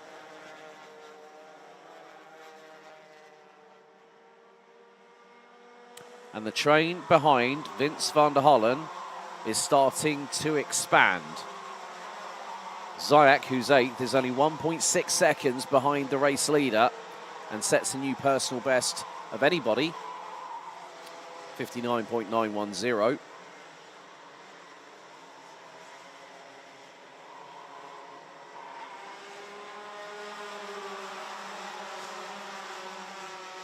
So down to 26 we go. Pauline van Preet out after breaking down or maybe having an incident through Escargot on lap 1. Jack Depré did not even get to the start of the race, but things look to be intensifying. Jensen Chalk starting to build momentum as they come through out of the final right-hander. So just about ready to hit half-time. Jensen Chalk now looks for the move up the inside neatly as you like through turn turn 1 on Jenthimunen. That's second for the 164.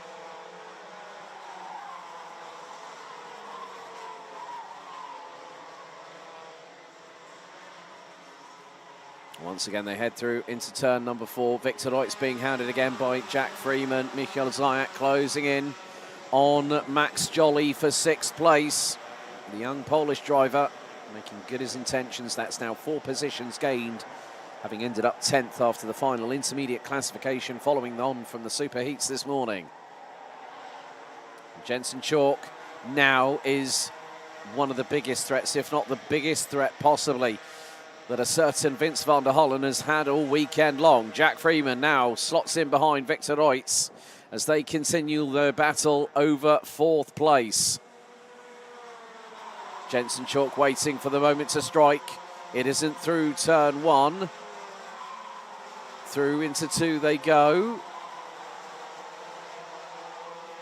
And, oh, well, we've had one driver, that's Leon Herbose, I'm afraid, that's just become the latest driver to end up DNFing on lap 5, or lap 6, we're on lap 7. Now Jensen Chalk just waiting, might decide to go for it.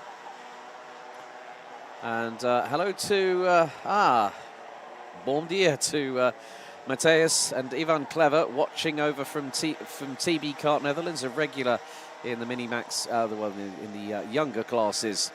Oh, and we've had a multi-kart incident off of Escargot, one of which is a Dan Holland racing kart. That looks to be 1, 2, 4, Arthur Farrow. Oh no, the birthday boy. Oh, that's a real shame. There was another kart involved in that one. And look at this gaggle here. They're being led. I think that's Ryan Rampadanath up front in the 32. Or not. No, it's Victor. Oh, no. It's Victor Reutz because Jack Freeman. Now, the question is, where is Jack? He's behind. So Jack Freeman is not behind. No. That's Michael Zajak. Then there's Max Jolly. Then Jack Freeman. Then Jeff Verbeek. So we are waiting to... oh, nice move there. That's the 184. He's up another place. Well, there you go. Michael Zajak taking complete opportunity of a situation. Now runs P4 with 3 minutes plus an additional lap to go. Oh, dear. Arthur Farrow and the other driver, it's Ryan Rampadanath, who won't be winning Mini Rookie this weekend.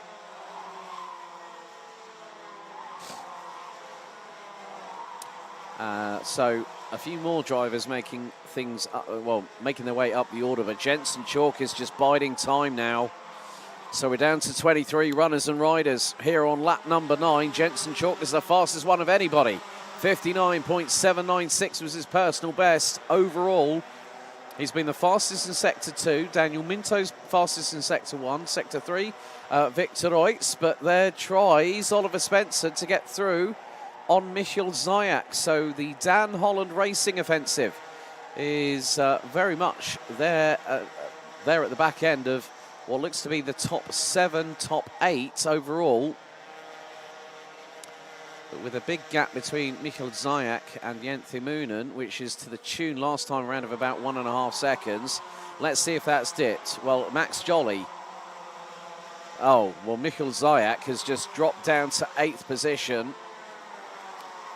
But Jensen Chalk last time around was the closest that anyone's been for quite a long time this weekend, apart from Jenthimunen. Yeah, Mateus de Nada. Yeah, well, Mateus is actually part Dutch, part Brazilian. So thank you. Great to have you, you guys at the Clever family watching along. But we are coming down to what will be more than likely the best part of 2, I would say maybe 3 laps at a push in the final stages. But Vince van der Hollen has led every single lap so far. And we've got 2 to go. Jensen Chalk now 0.3 of a second away. And van der Hollen has just put in the fastest lap of this race so far. 59.662. Opens the gap between him and Jensen Chalk to 0.3 of a second. And Max Jolly from Hunter Motorsport now runs fourth. Great run by the 114. The only person that actually got ahead of Vince van der Hullen this whole weekend so far through Heat 2 yesterday is now on for a podium.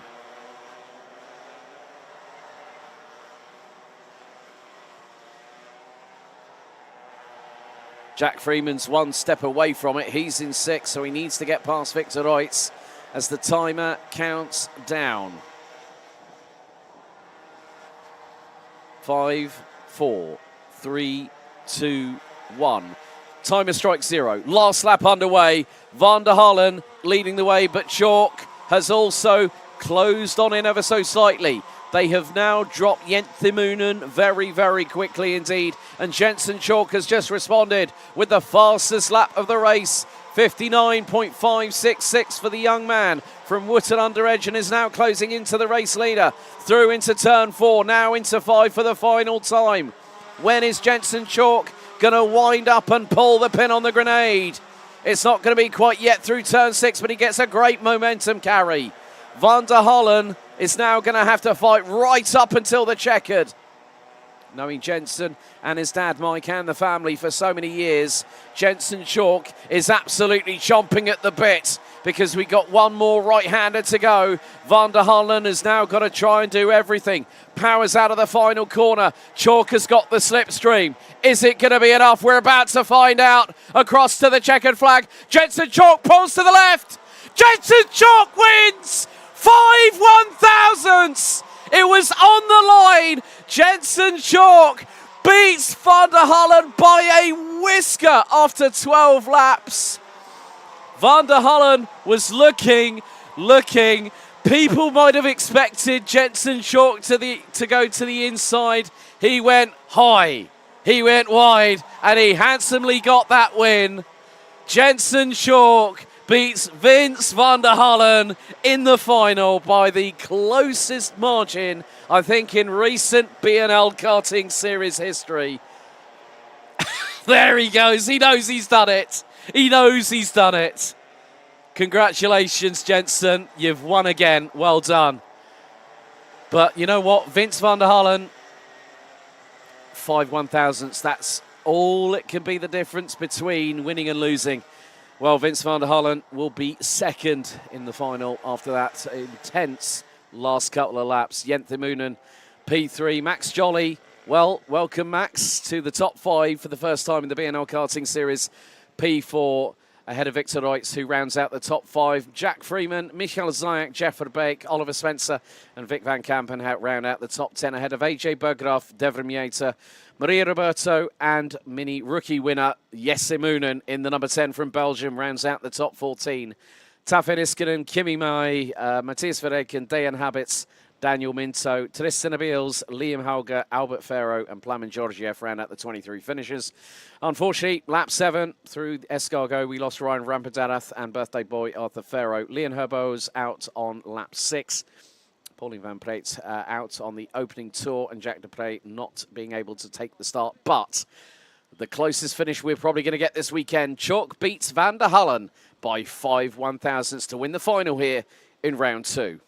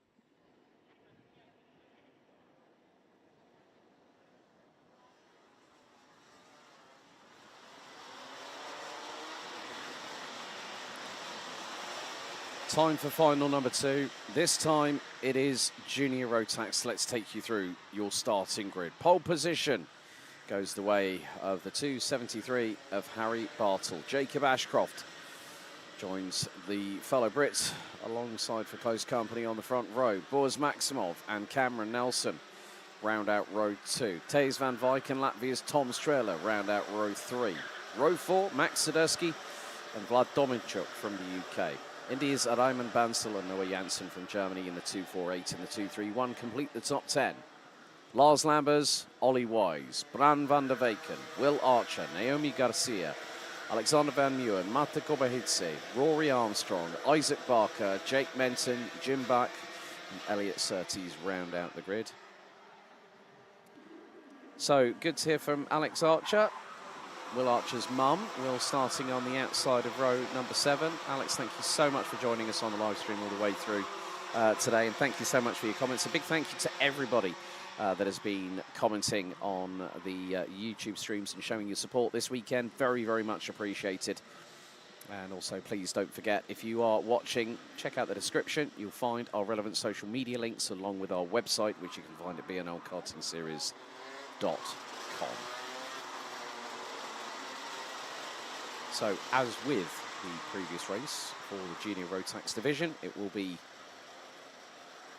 11 minutes plus an additional lap of racing.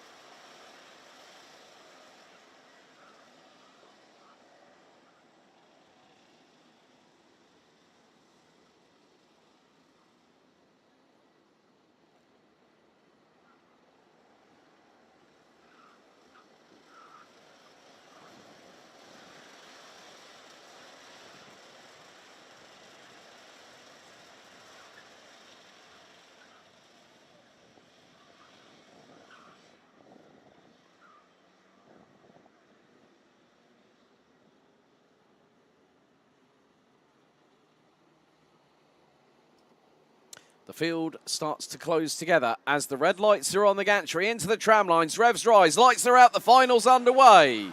Bartle leads the field as Ashcroft tries to hang it round the outside and finds that Tom Strehler is on the inside line and gets through for P2. Ashcroft still able to hold on to what is third place at the moment. Bartle leads the field into turn number 3 as one of the KR Sport Carts, possibly more than likely Ollie was trying to go around the outside at turn number 3, but Bartle versus Strehler at the front of the field. They come through into turn 6 at Chemin de Fer, into the left at 7, and then through into the chicane that leads them into turns 8 and 9 at Escargot, which is French for snail, for those wondering. As Bartle applying the power coming out of turn number 10. The back end stepped out to the left-hand side, but nicely controlled by the 273. However, well, he's got close company. Tom Strehler looks to the outside. Bartle goes defensive. What's Ashcroft going to do here? Stays behind them. Actually, a good, sensible call there from the 222 from Western Supermare. He's got Cam Nelson not too far behind him. Boris Maximov, Thijs van Wijk, Max Sadurski. Oh, top 8 covered by less than 1.7. Oh, it's game on for the final. And then if you add a few more drivers behind, well, Raymond Bansal has now got past Vlad Dominchuk into what is now 8th position on the road. But the entire 22-strong field after the opening lap, folks, covered by 5.3 seconds. Strehler making the best out of everything in a minute. And just put in the fastest lap of the race on lap 1, 57.296. It's only 15 thousandths behind Bartle. And now you see the Latvian opening the radiator flap on the engine on the right-hand side. Oh, and Will Archer has unfortunately dropped down to 20th. So there has been a little bit of a drama for the 261. But Bartle just calmly getting on with the business at hand, just leading the field behind him. Now latching on to the back of it, along with Max Sadurski, Lars Lambers, and the 256 of Ollie Wise.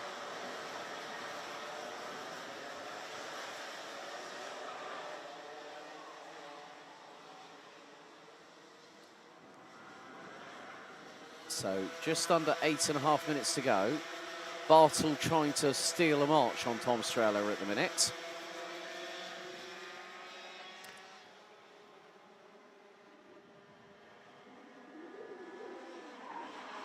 So the gap was fractionally expanded, but not by much, by literally about 10 or 15 thousandths of a second on that previous lap between Bartle and Streller. But look at how close Jacob Ashcroft is as well. There's going to be an attempted move. Thijs van Wijk, I think, has just got through. Yes, that's through for P5 on Boris Maximov. Now the chess pieces start making their movements. Oh, bit of a big old indent on the front bumper of Noah Janssen's Kart Republic chassis. He's got the likes of Matej Korbehidze, Naomi Garcia, Rory Armstrong. Oh, mistake there from Ollie Wise. And that means he drops behind Max Swiderski.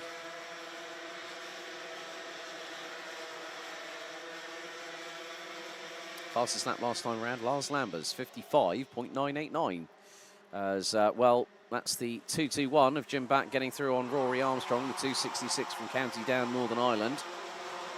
So Rory drops down to, well, it wasn't just Jim Back, but also Alexander Van Meeuwen. Rory drops down to 17th. Hasn't been the best weekend for the young man, who managed to secure his place on Team UK through Minimax last year at this particular championship. Was battling with Lars Lambers all the way through the season and managed to just ahead when drop scores were taken into consideration. He's the outgoing Grand Finals Minimax champion of last year. And of course, sometimes when you make the move up a class, it is character building. There are highs, there are lows, there are peaks and troughs, and that is unfortunately part and parcel of the story for each driver within the world of motorsport. Top three after 5 laps, less than 2/10, and now it's starting to get a bit racy. Ashcroft gets through on Tom Streller for second position through turn 2. Thijs van Wijk nearly had Cameron Nelson back up the inside, but Nelson, oh, has just lost 2 further places. Cameron Nelson has dropped down to what is going to be 7th position on the road, it looks like.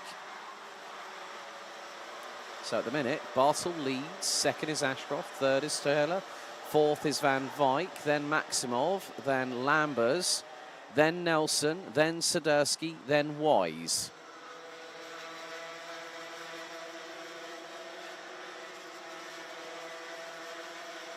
So humidity has dropped to 68%. Wind still northern directed towards the north. 20 kph this time, 18 degrees Celsius. So now Bartle and Ashcroft, they are at the head of the train. The entire field, folks, 22 drivers, covered by 8.8 seconds after 6 laps.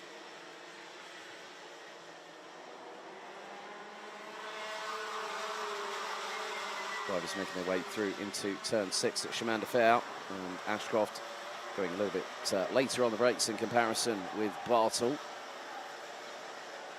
Van Wijk looking to try and see if he can get through on Tom Streller. That's for the final step on the rostrum. So the trophies will be awarded to the top 3 in the class once all the results have been confirmed and ratified after technical and sporting matters post-session. But Bartle looks over the right shoulder, so does Ashcroft. Now they start to squabble. Ashcroft looking for the move, and he's going to try the inside line at turn 2, but quickly gets cut off by Bartle, and there's a touch between him and Streller through turn 2.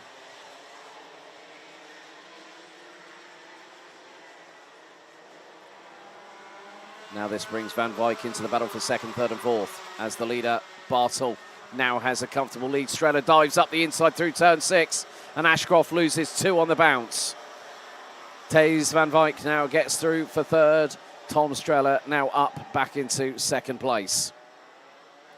But could that early exchange between Jacob Ashcroft and Harry Bartle on the start of that lap we're just completing now, lap 7. Well, lap 8, I mean, my apologies there. Bartle's lead is nearly, well, it's 9/10.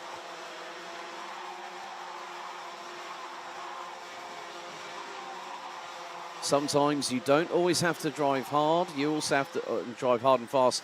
But you also have to have a little bit of nous, a little bit of savoir-faire. Grey matter is in the brain.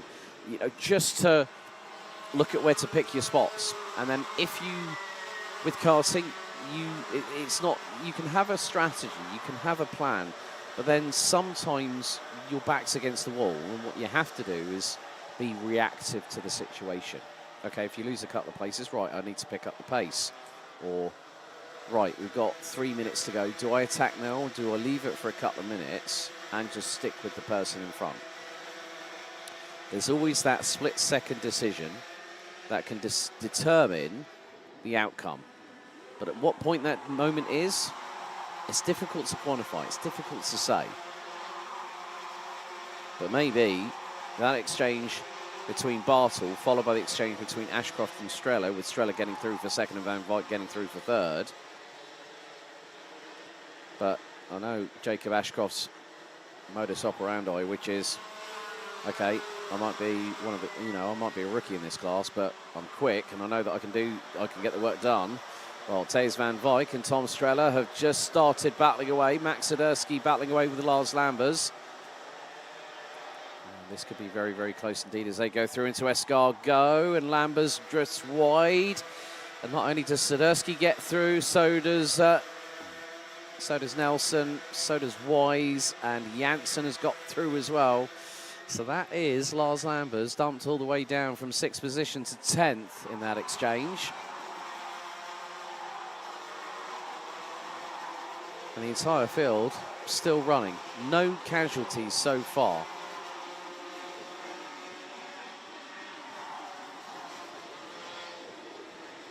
Looking at the sector times for Jacob Ashcroft, last time around was the fastest one out there, 55.754 for the 222. As they make their way down into Chemin de Fer at turn 6 once again.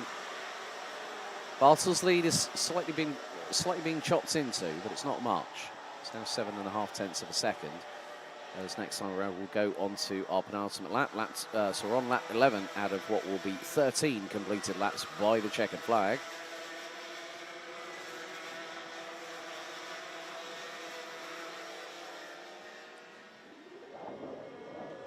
So 2 to go. Van Wyk, new fastest lap. And what's more, well, the 3 behind Harry Bartel were quicker than the race leader. And Van Wyk wants to have an opportunity to go for a race win. So does Strella, so does Ashcroft, so does now Boris Maximov, who ends up becoming the last driver in the quintet at the front end of the field, leading the small train behind, Max Sadersky, Cameron Nelson, and then we've got Noah Janssen with Ollie Wise in there. I think, well, Mate Kobahidze, you have definitely seeked your truth, my good Georgian friend, and has moved up 7 places, now is in the top 10. Time has expired. 2 laps to go, including this one.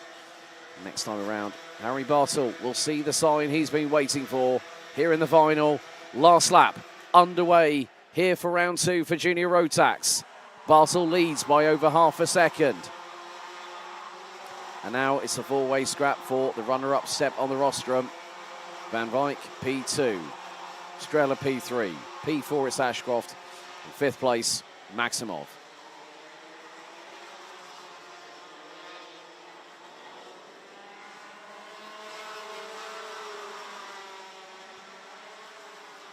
Bartel, since getting his first win under his belt back at Heat 2 on Saturday, really has been a very, very good, strong showing from the 273, who will leave this round of the championship pretty much at the top of it, because through the final corner, Van Wyk is going to get close, but it's not going to be enough. 4 wins out of 5, and with it, the final. Bartel wins in Belgium by 2.5 tenths of a second. Thijs Van Wyk and Tom Strella for the Netherlands and Latvia round out the top 3 in the final. But Harry Bartel did everything right. Didn't put a foot wrong. Defended when he needed to. Most notably, the overtake attempt from Jacob Ashcroft a few laps ago.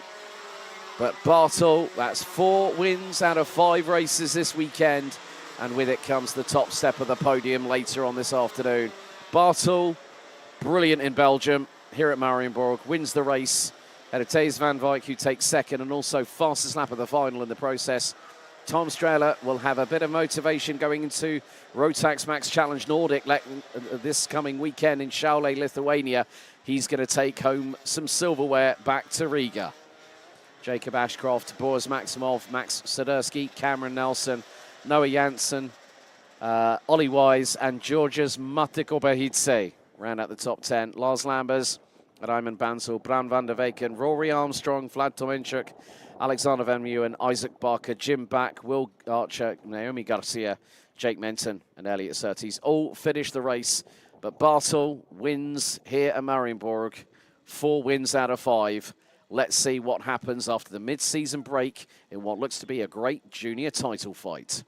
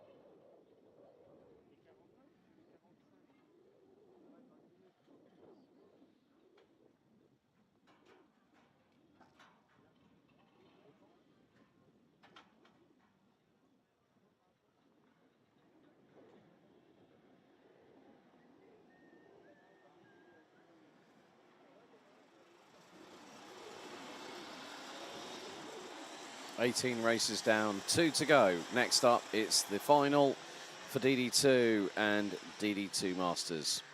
Let's have a look at the starting grid. Well, Nikita Genza starts from pole position, the 407 from DL Motorsport. We'll have alongside on the front row Dylan LaHaye from SP Motorsport in the 428. Nicolas Guillaume in the 491 from Belgium will be joined by the recovering Frederik Zevis Christensen from Denmark in the 433. Imke Arts from the Netherlands on the 405 will be joined by DD2 Masters pole sitter Carl Klivor in the 540. Christophe Capitan in the 599 and Kian de Brandt in the number 450. Round out the top 4 rows with Michael Becker representing Germany in the 504 with the Netherlands on position number 10, rounded out by Luca Neuenhausen in the 488. Maximilian Adolf in the number 424 from Germany rounds out the 11th and final spot on the starting grid as the drivers make their way around the 1,388 metre circuit on their formation lap.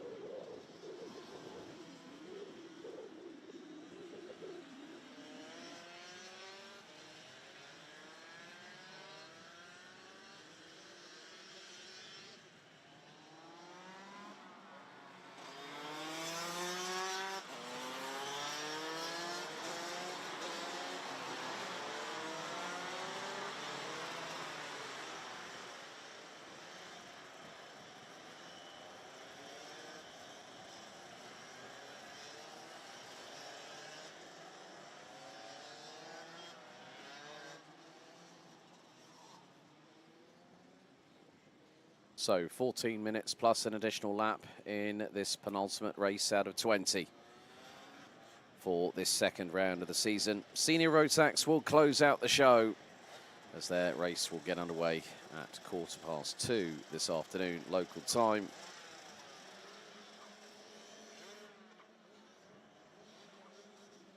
But it is going to be the case of seeing who will be the driver that takes bragging rights and a winner's trophy home.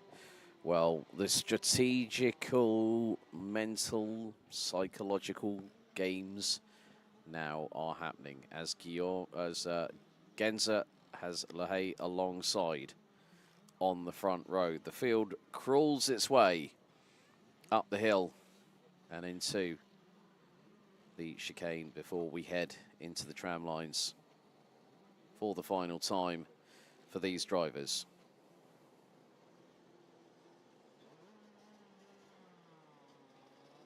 So red lights on the gantry, 14 minutes on the timer. As we get ready, we get steady. Revs rise, lights are up, and are they out? No! First official, full start of the meeting. Well, Michael Becker, I think, definitely did jump the gun a little bit.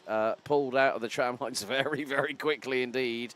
But that would have been on the fact that our race director, Martin Leiner, not happy with the way that the grid was formed. And plus also, it took a very, very long time for them to make their way up the hill. So if there is a second full start, we will have a red flag. So the next start they have got to nail.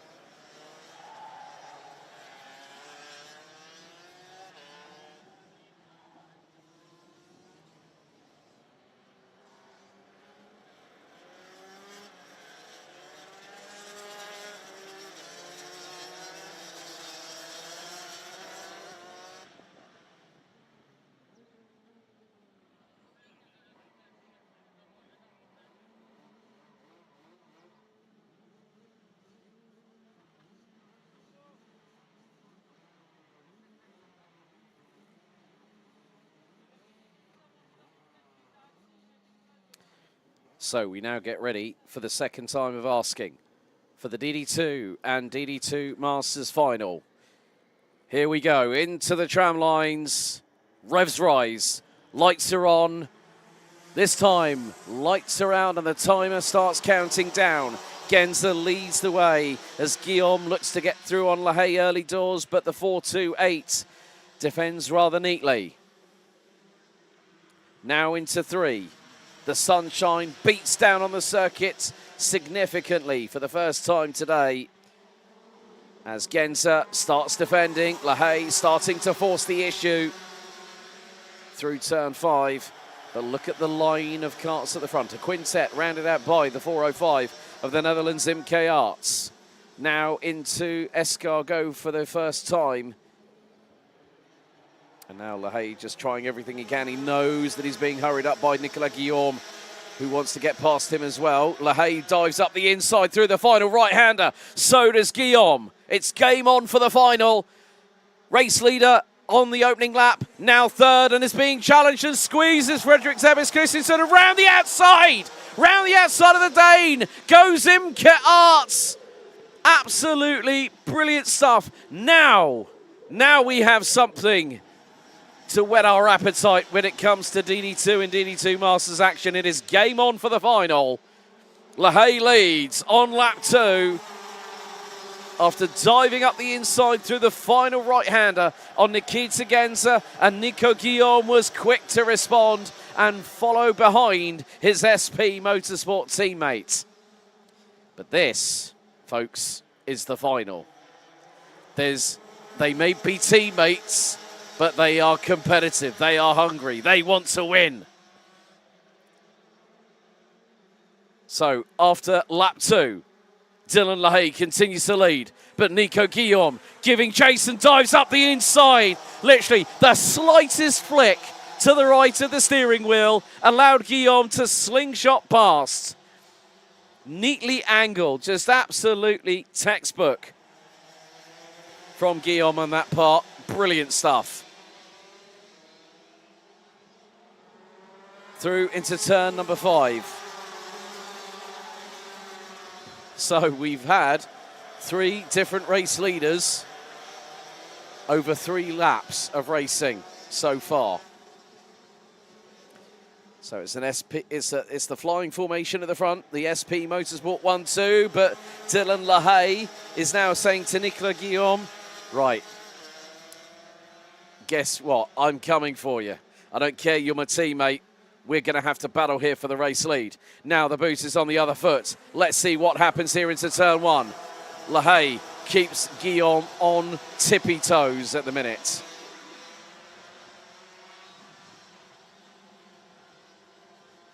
Through into 3. Genza starting to close on in.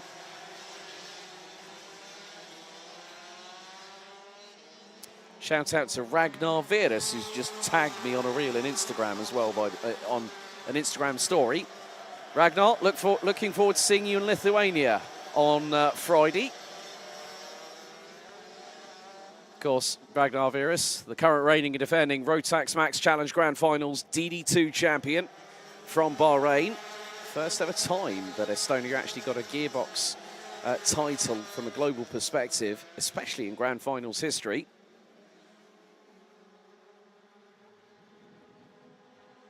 But this is the ultimate in card playing when it comes to karting. And as I said, I say it multiple times through a broadcast, but I haven't said it enough this weekend. I don't know why. It's probably because there's other things that I've been able to talk about as well. That you don't want to put all, you want to keep your cards close to your chest. You don't want to play your best hand right up until the final couple of laps of a race.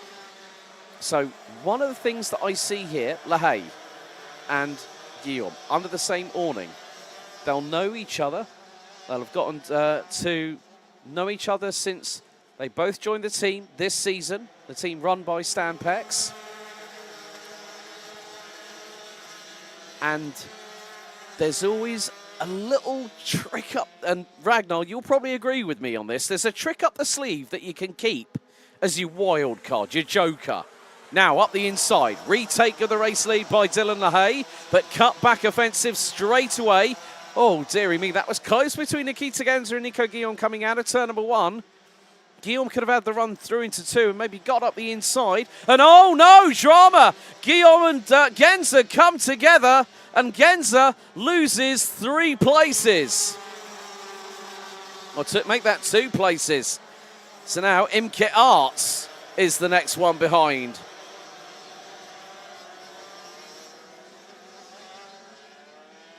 And, well, all I'm going to say is Guillaume and Arts have previous. All I'm going to say is, Gabi van der Burt and Chrono Karting, you know exactly what I'm talking about. 8 minutes and 33 seconds still to go. There is still plenty of this race left to run as Dylan LaHaye gets his head down. His lead over Nicolas Guillaume, nearly 0.6 of a second. So that's the biggest change we've had in 6 laps. Imke Arts has got the fire lit in the belly. She's looking to try and get ahead of Guillaume. Also, Fredrik Zebis Christensen, winner of all the races at Genk last time out, has not won a race so far this weekend. The most important one to him is the one where you can get silverware, and it's this one right here. He's being chased down by Nikita Genza, who's dropped all the way down to 5th position, having started on pole. About 6.5 minutes ago for Nikita Genza.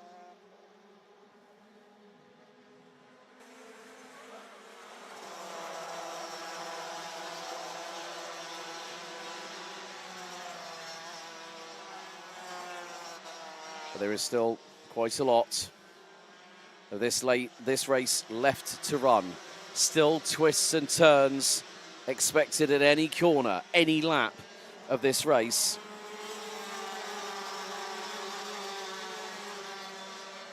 And now up the inside, there's Imke Arts. That's through on Nicolas Guillaume. And Guillaume suffers the same fate at a different location on the circuit. You lose one place, well, you can kiss that one goodbye and then the next two. An exact repeat of what we saw. So Arts went through on Guillaume going into turn number 6. She went hard on the brakes, late on the brakes, up the inside. And Guillaume had to use cat-like reflexes, but then that put him behind Fredrik Zebis Christensen, who's now 3rd. Nikita Genza now up to 4th place. Carl Clebor leading the way in Masters in 6th position overall. And he's now closing in on Guillaume. Now remember this little bit of information. Oh, we've got a drama down at the far part of the circuit. Someone has gone off. It's Luca Neuenhausen, as there goes Nikita Genza up the inside of Fredrik Zebis Christensen through Chemin de Fer, and straight away, taking full advantage of the situation, Guillaume gets back through and is now up to 4th place. So where is Luca Neuenhausen on the circuit is more to the point where I was thinking. So I think he might have just parked it, possibly. I can't see the car on the track at the moment. So the 4.88, his weekend comes to an abrupt end here in the final on lap number 8. We're on to lap 10 now. So it would have been in the final sector for Luca Neuenhausen, probably through Escargot, I would have thought. And I think that might have involved Maximilian Adolf in the 4.24. So yeah, there is still a yellow flag waving. That's in sector 3. Just going to keep an eye out on where that yellow flag is being waved, which we should get into shot very, very shortly. Might have been towards the final corner, possibly. I'm not 100% sure. Well, that yellow flag has since been retracted. But with 4 minutes and 48 seconds on the timer still to go, LaHaye leads the way. Arts 2nd, Genza 3rd, Guillaume 4th. Zebis Christensen in 5th. Carl Clebor still leads the way in DD2 Masters in 6th. As I've just heard, Maximilian Adolf just roar past the start-finish line, and also past the commentary box window. But LaHaye is still doing exactly what he needs to do at this moment in time, and that is holding a lead. That lead now is 0.732 of a second. And we're on lap number 11.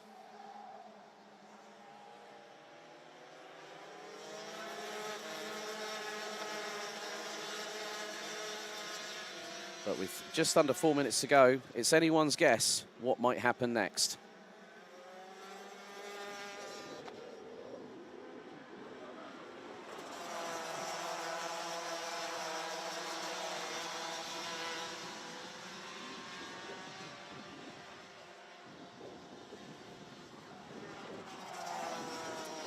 So we are down to 10 runners and riders in this race.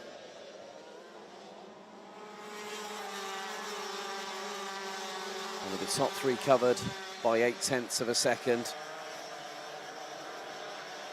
Nicolas Guillaume and Fredrik Zebbes Christensen looking to hopefully try and climb their way onto that podium.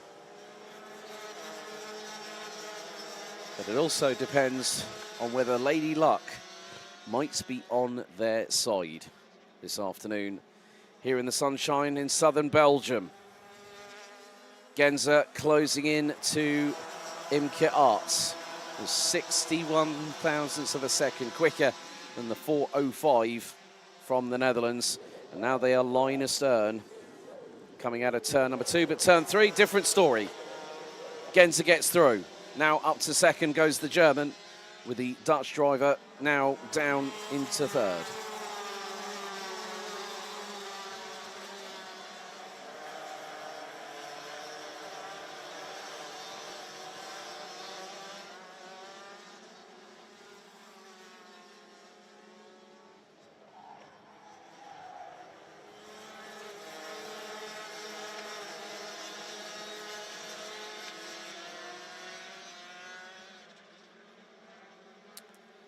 So Dylan LaHaye last time around had a 0.6 of a second advantage. What is it now? 0.66. And at this particular juncture, it is a case of what does Nikita Genza do now? The only option, the only realistic option, is to push. And push like crazy. But get close, not exceed the adhesion limit.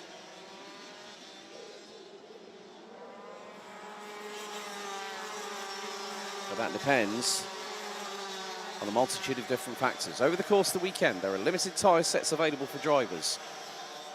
So, you have to sometimes think, well, if it comes down to the final round of a championship, for instance, and you are within reach of getting both hands on that championship title, the last race of the season, I would understand it. At this point, there is still an opportunity to have that run of consistency, to collect points, to keep yourself at the sharp end of the table.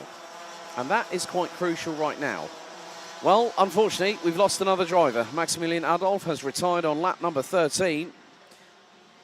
Unlucky for some, lucky for others. But Dylan LaHaye looking to stride away into the distance.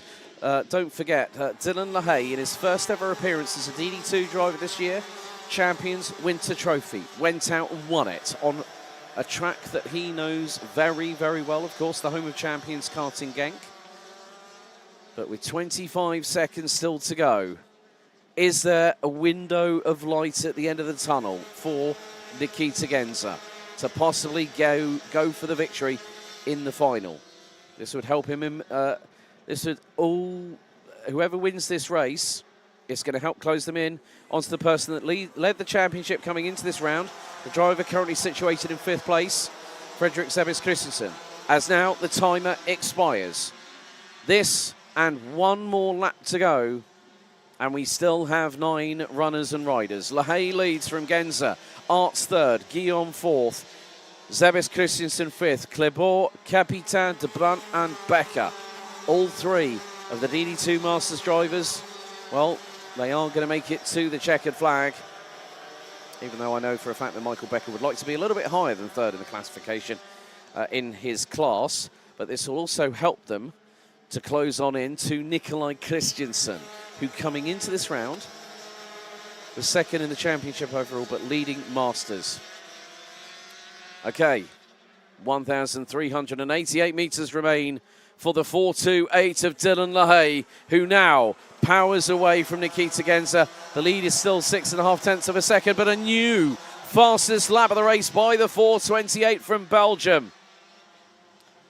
Every time I've seen Dylan LaHaye at another track apart from Karting Genk, there have been trials and tribulations, and it hasn't been the best run of luck. But this is his first time as a DD2 driver. This is probably his 6th event this year. And you know what? He's starting to get the hang of it. It's a new style. It's a new, different mentality. You've got you've got paddles to deal with, you've got gear changes, you've got a front and rear braking system to really, really hone your driving skill. But in the final, well, it was one driver that started on pole. It was Nikita Genza. Out of the final corner, up the hill, SP Motorsports and Dylan LaHaye win here at Mariembourg in the DD2 final. Absolutely brilliant. Well done to Dylan LaHaye, taking a first win in the BNL Karting Series as a DD2 driver, and it's a final, and it's the winner's trophy. A multi-time senior Rotax champion in this series with GKS Lemons Power. Could this be the point that Dylan LaHaye becomes a chief protagonist in 2024? I'm really excited to find that out. But LaHaye wins. Genza takes second. Imke Arts rounds out the top three. 3 different nations within the Benelux and continental European zone are going to be on the podium. Nicolas Guillaume takes 4th, ahead of Frederick Zebis Christensen. And welcome back to the winner's step. Proficiat Carl Klebel de Bakker. Mechanic by, you might remember, a certain man who went by the nickname of Goose. Yes, Goose is back in the paddock, folks.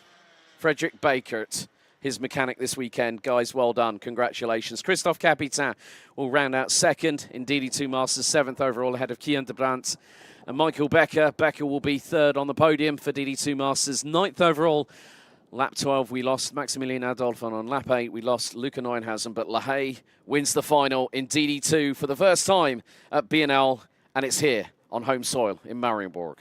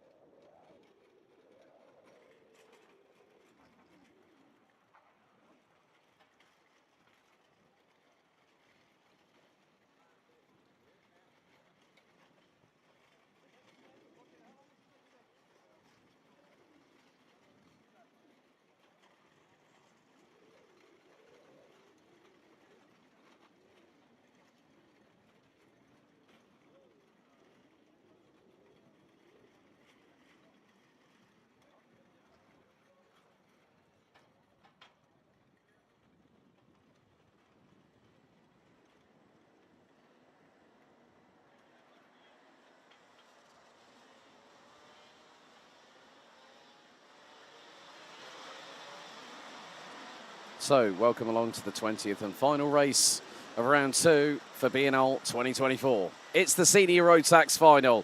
Let's take you through a packed 35-strong field. Boluet and Jaden Teen are on the front row. Macaulay Bishop, the winner in the Superheat, starts from the inside of row 2. He'll be joined by Matej Radenkovic. Vic Stevens, Kai Hunter, Thomas Behrman, Archie Buttle, Lawrence Herbos, Ollie Yonkers, they complete the top 10.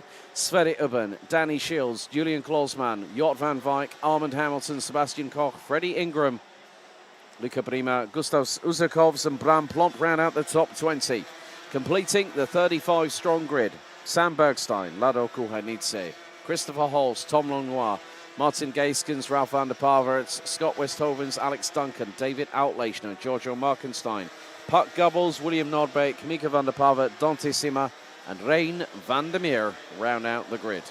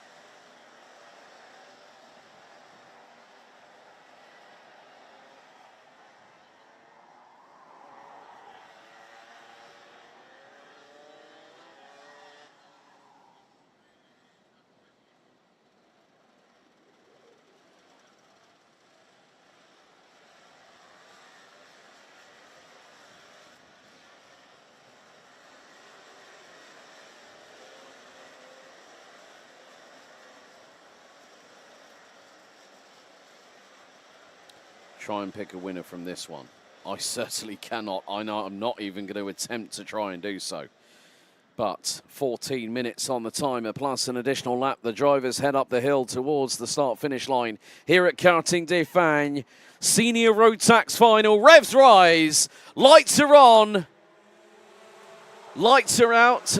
Are we? Yes, I think we are. We are time. We're ticking down. So the lights have gone out and there's a frantic moment and a big incident on the outside of the entrance into turn number 2. And 2 already out of the running. Oh, dramas on the opening lap. I was waiting very, very quickly to see what would happen. And at the moment it's Macaulay Bishop leading. Jaden Teen in P2. Who's in third? I think it's Matej Radenkovic. So I think Boluet might have been one of the casualties. The man on pole position. It being ripped out of his hands. The leaders now come round in towards the final corner on the opening lap. Drama strikes at the most crucial moment of this race. Bishop leads. Jaden Teen in second. Boluet, Matej Radenkovic, and Kai Hunter. They all got involved. They were all involved. Radenkovic and Louet, they were on the inside. They were on the inside row. Kai Hunter's all the way down in 29th. And Macaulay Bishop is profiting from it, but he's got someone right behind him. That's Matej Radenkovic, who's just got through on Jaden Teen for P2. And now the KR Sport duo of Thomas Behrman and Archie Buttle are now firmly in the mix. This race has been turned upside down and on its head quicker than a sand timer. And what a drama. Boluet on his first pole position in a final in his short Senior Rotax career. And on lap 1, turn 2, it gets ripped away. And now it's really heating up. Jaden Teen looking for the move, mounts the curbs on the inside of turn number 2. Trying to go for the move on Matej Dankovic. And he's got to be very, very careful because right behind him is Thomas Behrman, youngster from Chelmsford. And then also Archie Buttle. Now you add to that train and it's expanding. Danny Shields from the UAE is with them. So we've lost 4 drivers, Bolowet, Matej Radenkovic, Freddie Ingram and Lado Kuanidze out of the race. We're down to 31 runners and riders.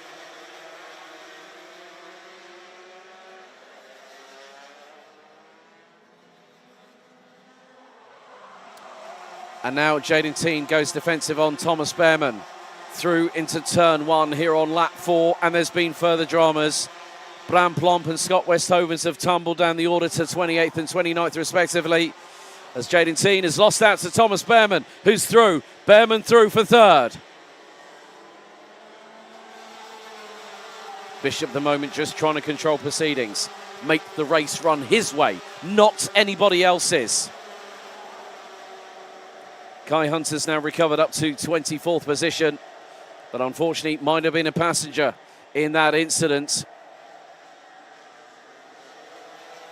So it's Vic Stevens that is currently P2. My apologies for that at the moment. It's just been, I haven't seen that in a long time. A first lap incident at turn number 2, where it actually caught out the people that started first. And what's more, Radenkovic started 4th. A real shame for the 2 young Belgians who've moved up to seniors this year. And there are the 2 karts stricken by the side of the entrance into turn 2. But both drivers are out of the karts and they are safe and okay. So Bishop leads, Stevens in 2nd, Behrman 3rd, Thien, Buttle, Ubben, Yonkers. Shields now up 4 places and now is moving forward. He's currently in 8th and going after Ollie Yonkers, who's just in front of him. Lawrence Herboz and Jort van Wyk round out the top 10. Drivers making moves up the order. Sam Bergstein. Nice new livery, by the way, Sam.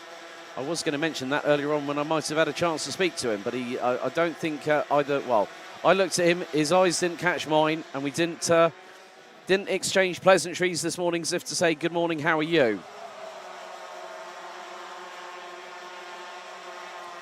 So 31 drivers still running, 9 minutes and 12 seconds plus an additional lap remain in this senior Rotax final. Jaden Teen went for the move, and I think it was a little bit mistimed there from Jaden. He thought he'd had the opportunity to try and get through on the inside of Thomas Behrman. As Sverre Ubben now giving Archie Buttle the hurry up on the run through turn 5 into 6 here at Chemin de Fer. Top 8 rounded out by Danny Shields, 1.8 seconds apart.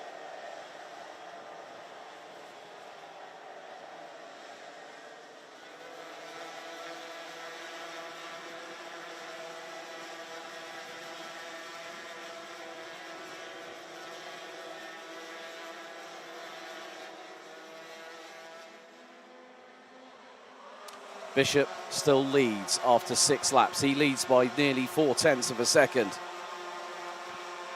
Fastest lap of the race so far is in the hands of Kai Hunter, who's now moved up to 21st. I've seen recovery drives from Kai and also elder brother Reese. And now, being as they are reunited, not under the Dan Holland Racing banner, they've been loyal stalwarts to for many, many a year. They've won success after success with Dan Holland himself. And for Hunter Motorsport to now delve into Europe after initially doing a foray into the United Kingdom, testing the water, and now bringing a few drivers of their own over to continental Europe, and it's a nice little addition to the paddock. David Outlechner, the pride of Wales and Poland, now up 9 places. Scott Westhovens looks to be the driver that's going to take us down to 30 that are still running. Westhovens not making it out of sector number 3. Might have just parked it if there was a technical issue.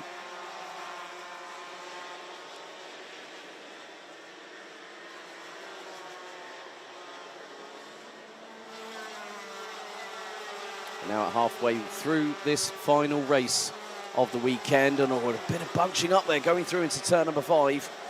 One of the DHR carts, I think, got a little bit caught out maybe.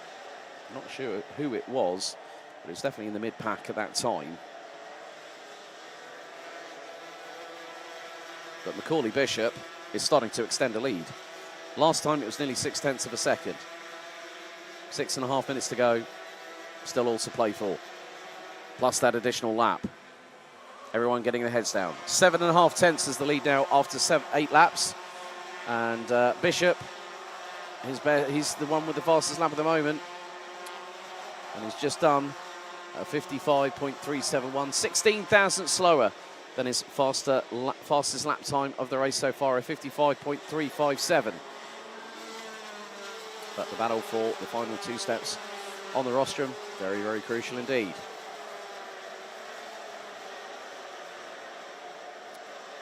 The 5 drivers rounding out the top 20. Tom Longlois up 8 places from 24th on the grid.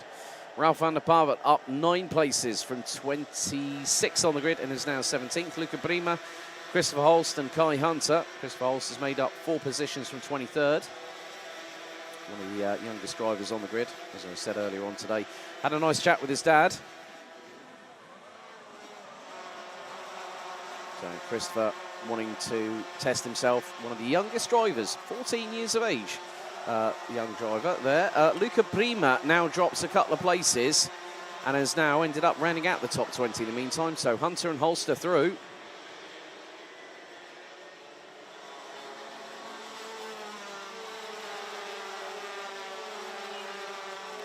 But the way things are being controlled by Macaulay Bishop, it is absolutely textbook. Managed to get the lead early within the first 2 to 3 laps of the race. There is Archie Buttle, who now finds himself behind Sverre Ubben, who's up into P5.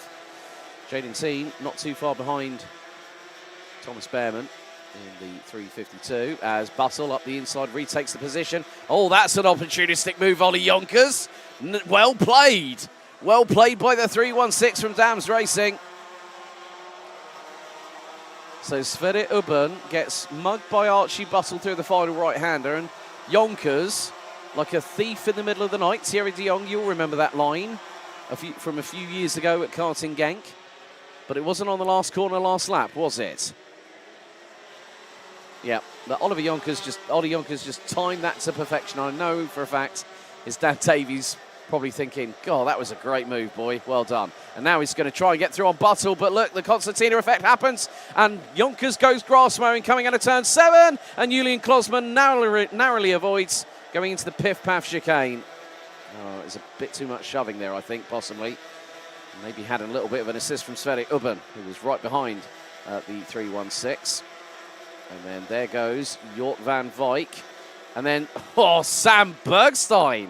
Sam Bergstein. I think, did he get the pair of them? I think he did. Let's have a look. Yes, he got past Yonkers and Van Wyk at the final right-hander. Nice work there by Sam. Family runs a dealer group as well. They run I think it is a dealer group, if I remember correctly. Opel dealership, if memory serves me correctly.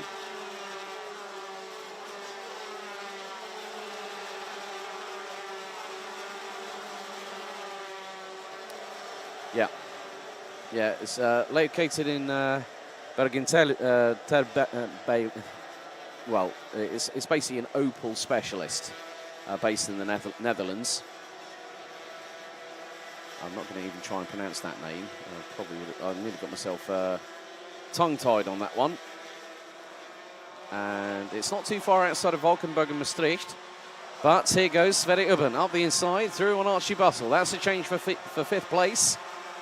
And Buttle trying to get the switch back here through into turn number 2. But they've got a very fast closing. Lawrence Herbose. Meantime, Macaulay Bishop has a lead of nearly 1.1 seconds over Vic Stevens. Jaden Teen rounds out the top 3, closely followed by Thomas Behrman.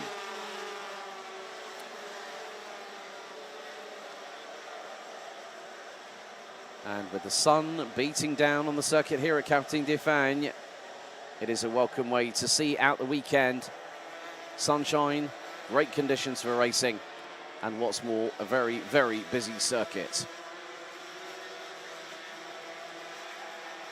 2 minutes remain as Bishop crosses the line to complete lap number 13. He's now 1.3 seconds ahead of Vic Stevens. Jaden Teen continues to hold the final step on the rostrum position in third. Thomas Behrman, that time around was fractionally quicker, but it's not enough to make an indent.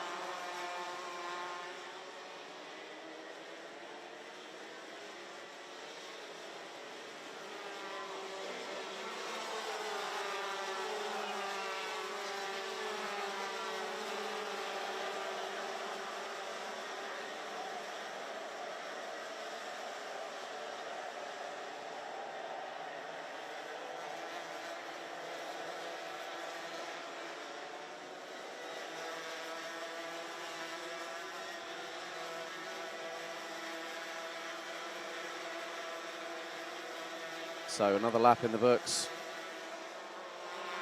And we literally have, I think, 3 to go.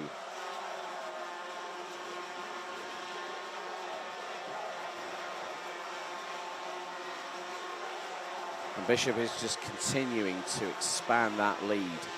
It's now 1.363 seconds. So we have 30 drivers that are going to take the checkered at this moment in time with 34 seconds on the clock.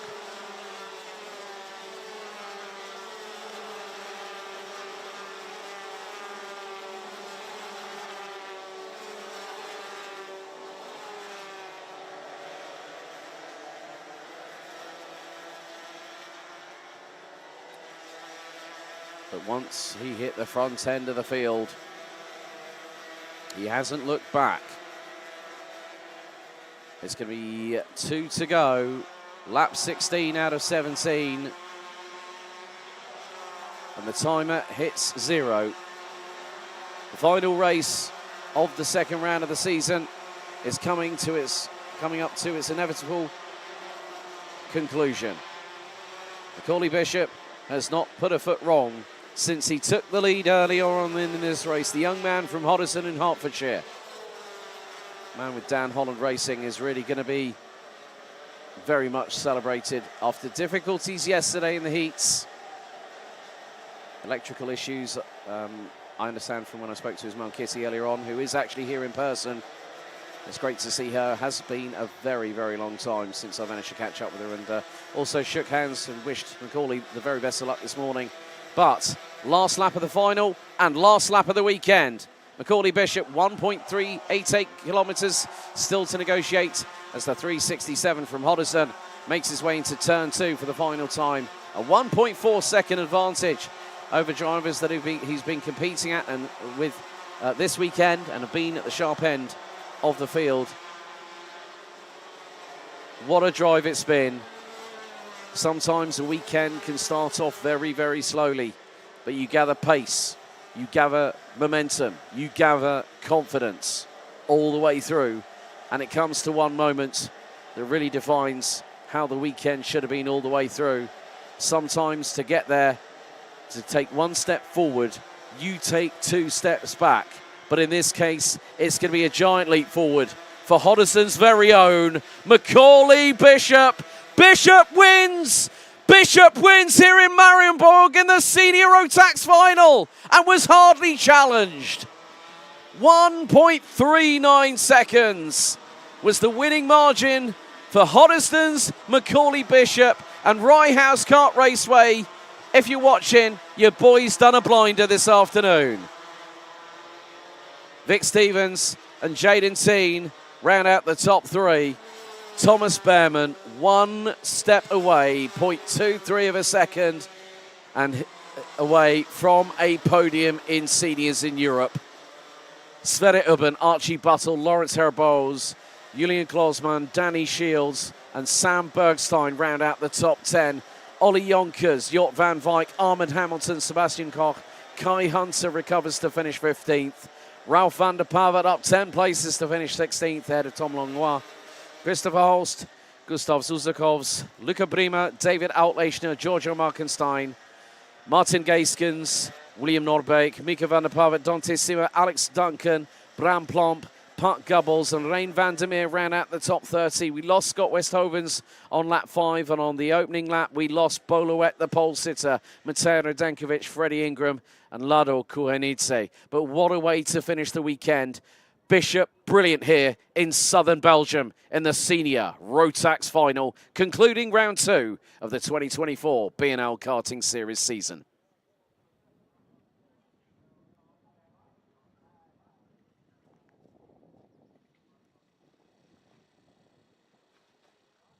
Well, that's it for round 2 of the 2024 BNL Karting Series season here at Karting d'Espagne International Raceway in Mariembourg in the Namur region of southern Belgium. We'd like to say a few thank yous first of all.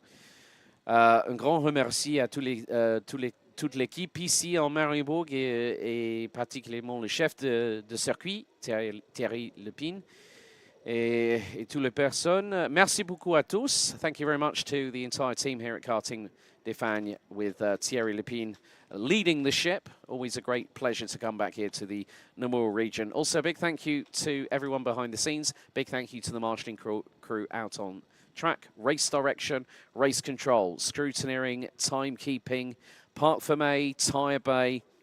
A big thank you to everyone in the live streaming department. Also, a big thank you to administration, our panel of stewards. A big thank you to the race teams, the drivers, the families, the mechanics, and everybody that are here with us this weekend. But one final thought before we leave you with us, leave you alone for the rest of the weekend. Well, 77 years ago, a certain individual was brought into this world and is a very valued member of this team. He is one of the characters that we know, love and appreciate, and always makes us laugh or smile no matter what he says, whether you can or whether you can't understand him. So, on behalf of everyone here at the BNL Karting Series team, bon anniversaire, Francis Grégoire, ici, aujourd'hui. That's it from us here at the BNL Karting Series for the second round of the 2024 calendar. See you in 90 days on the 24th to the 26th of August when we head to the home, the original karting home of Michael Schumacher, Sebastian Vettel, and so many more. We'll see you at Kart Club Kerpen in Germany in late August. Until then, tot ziens, au revoir, à la prochaine, see you next time. Good night.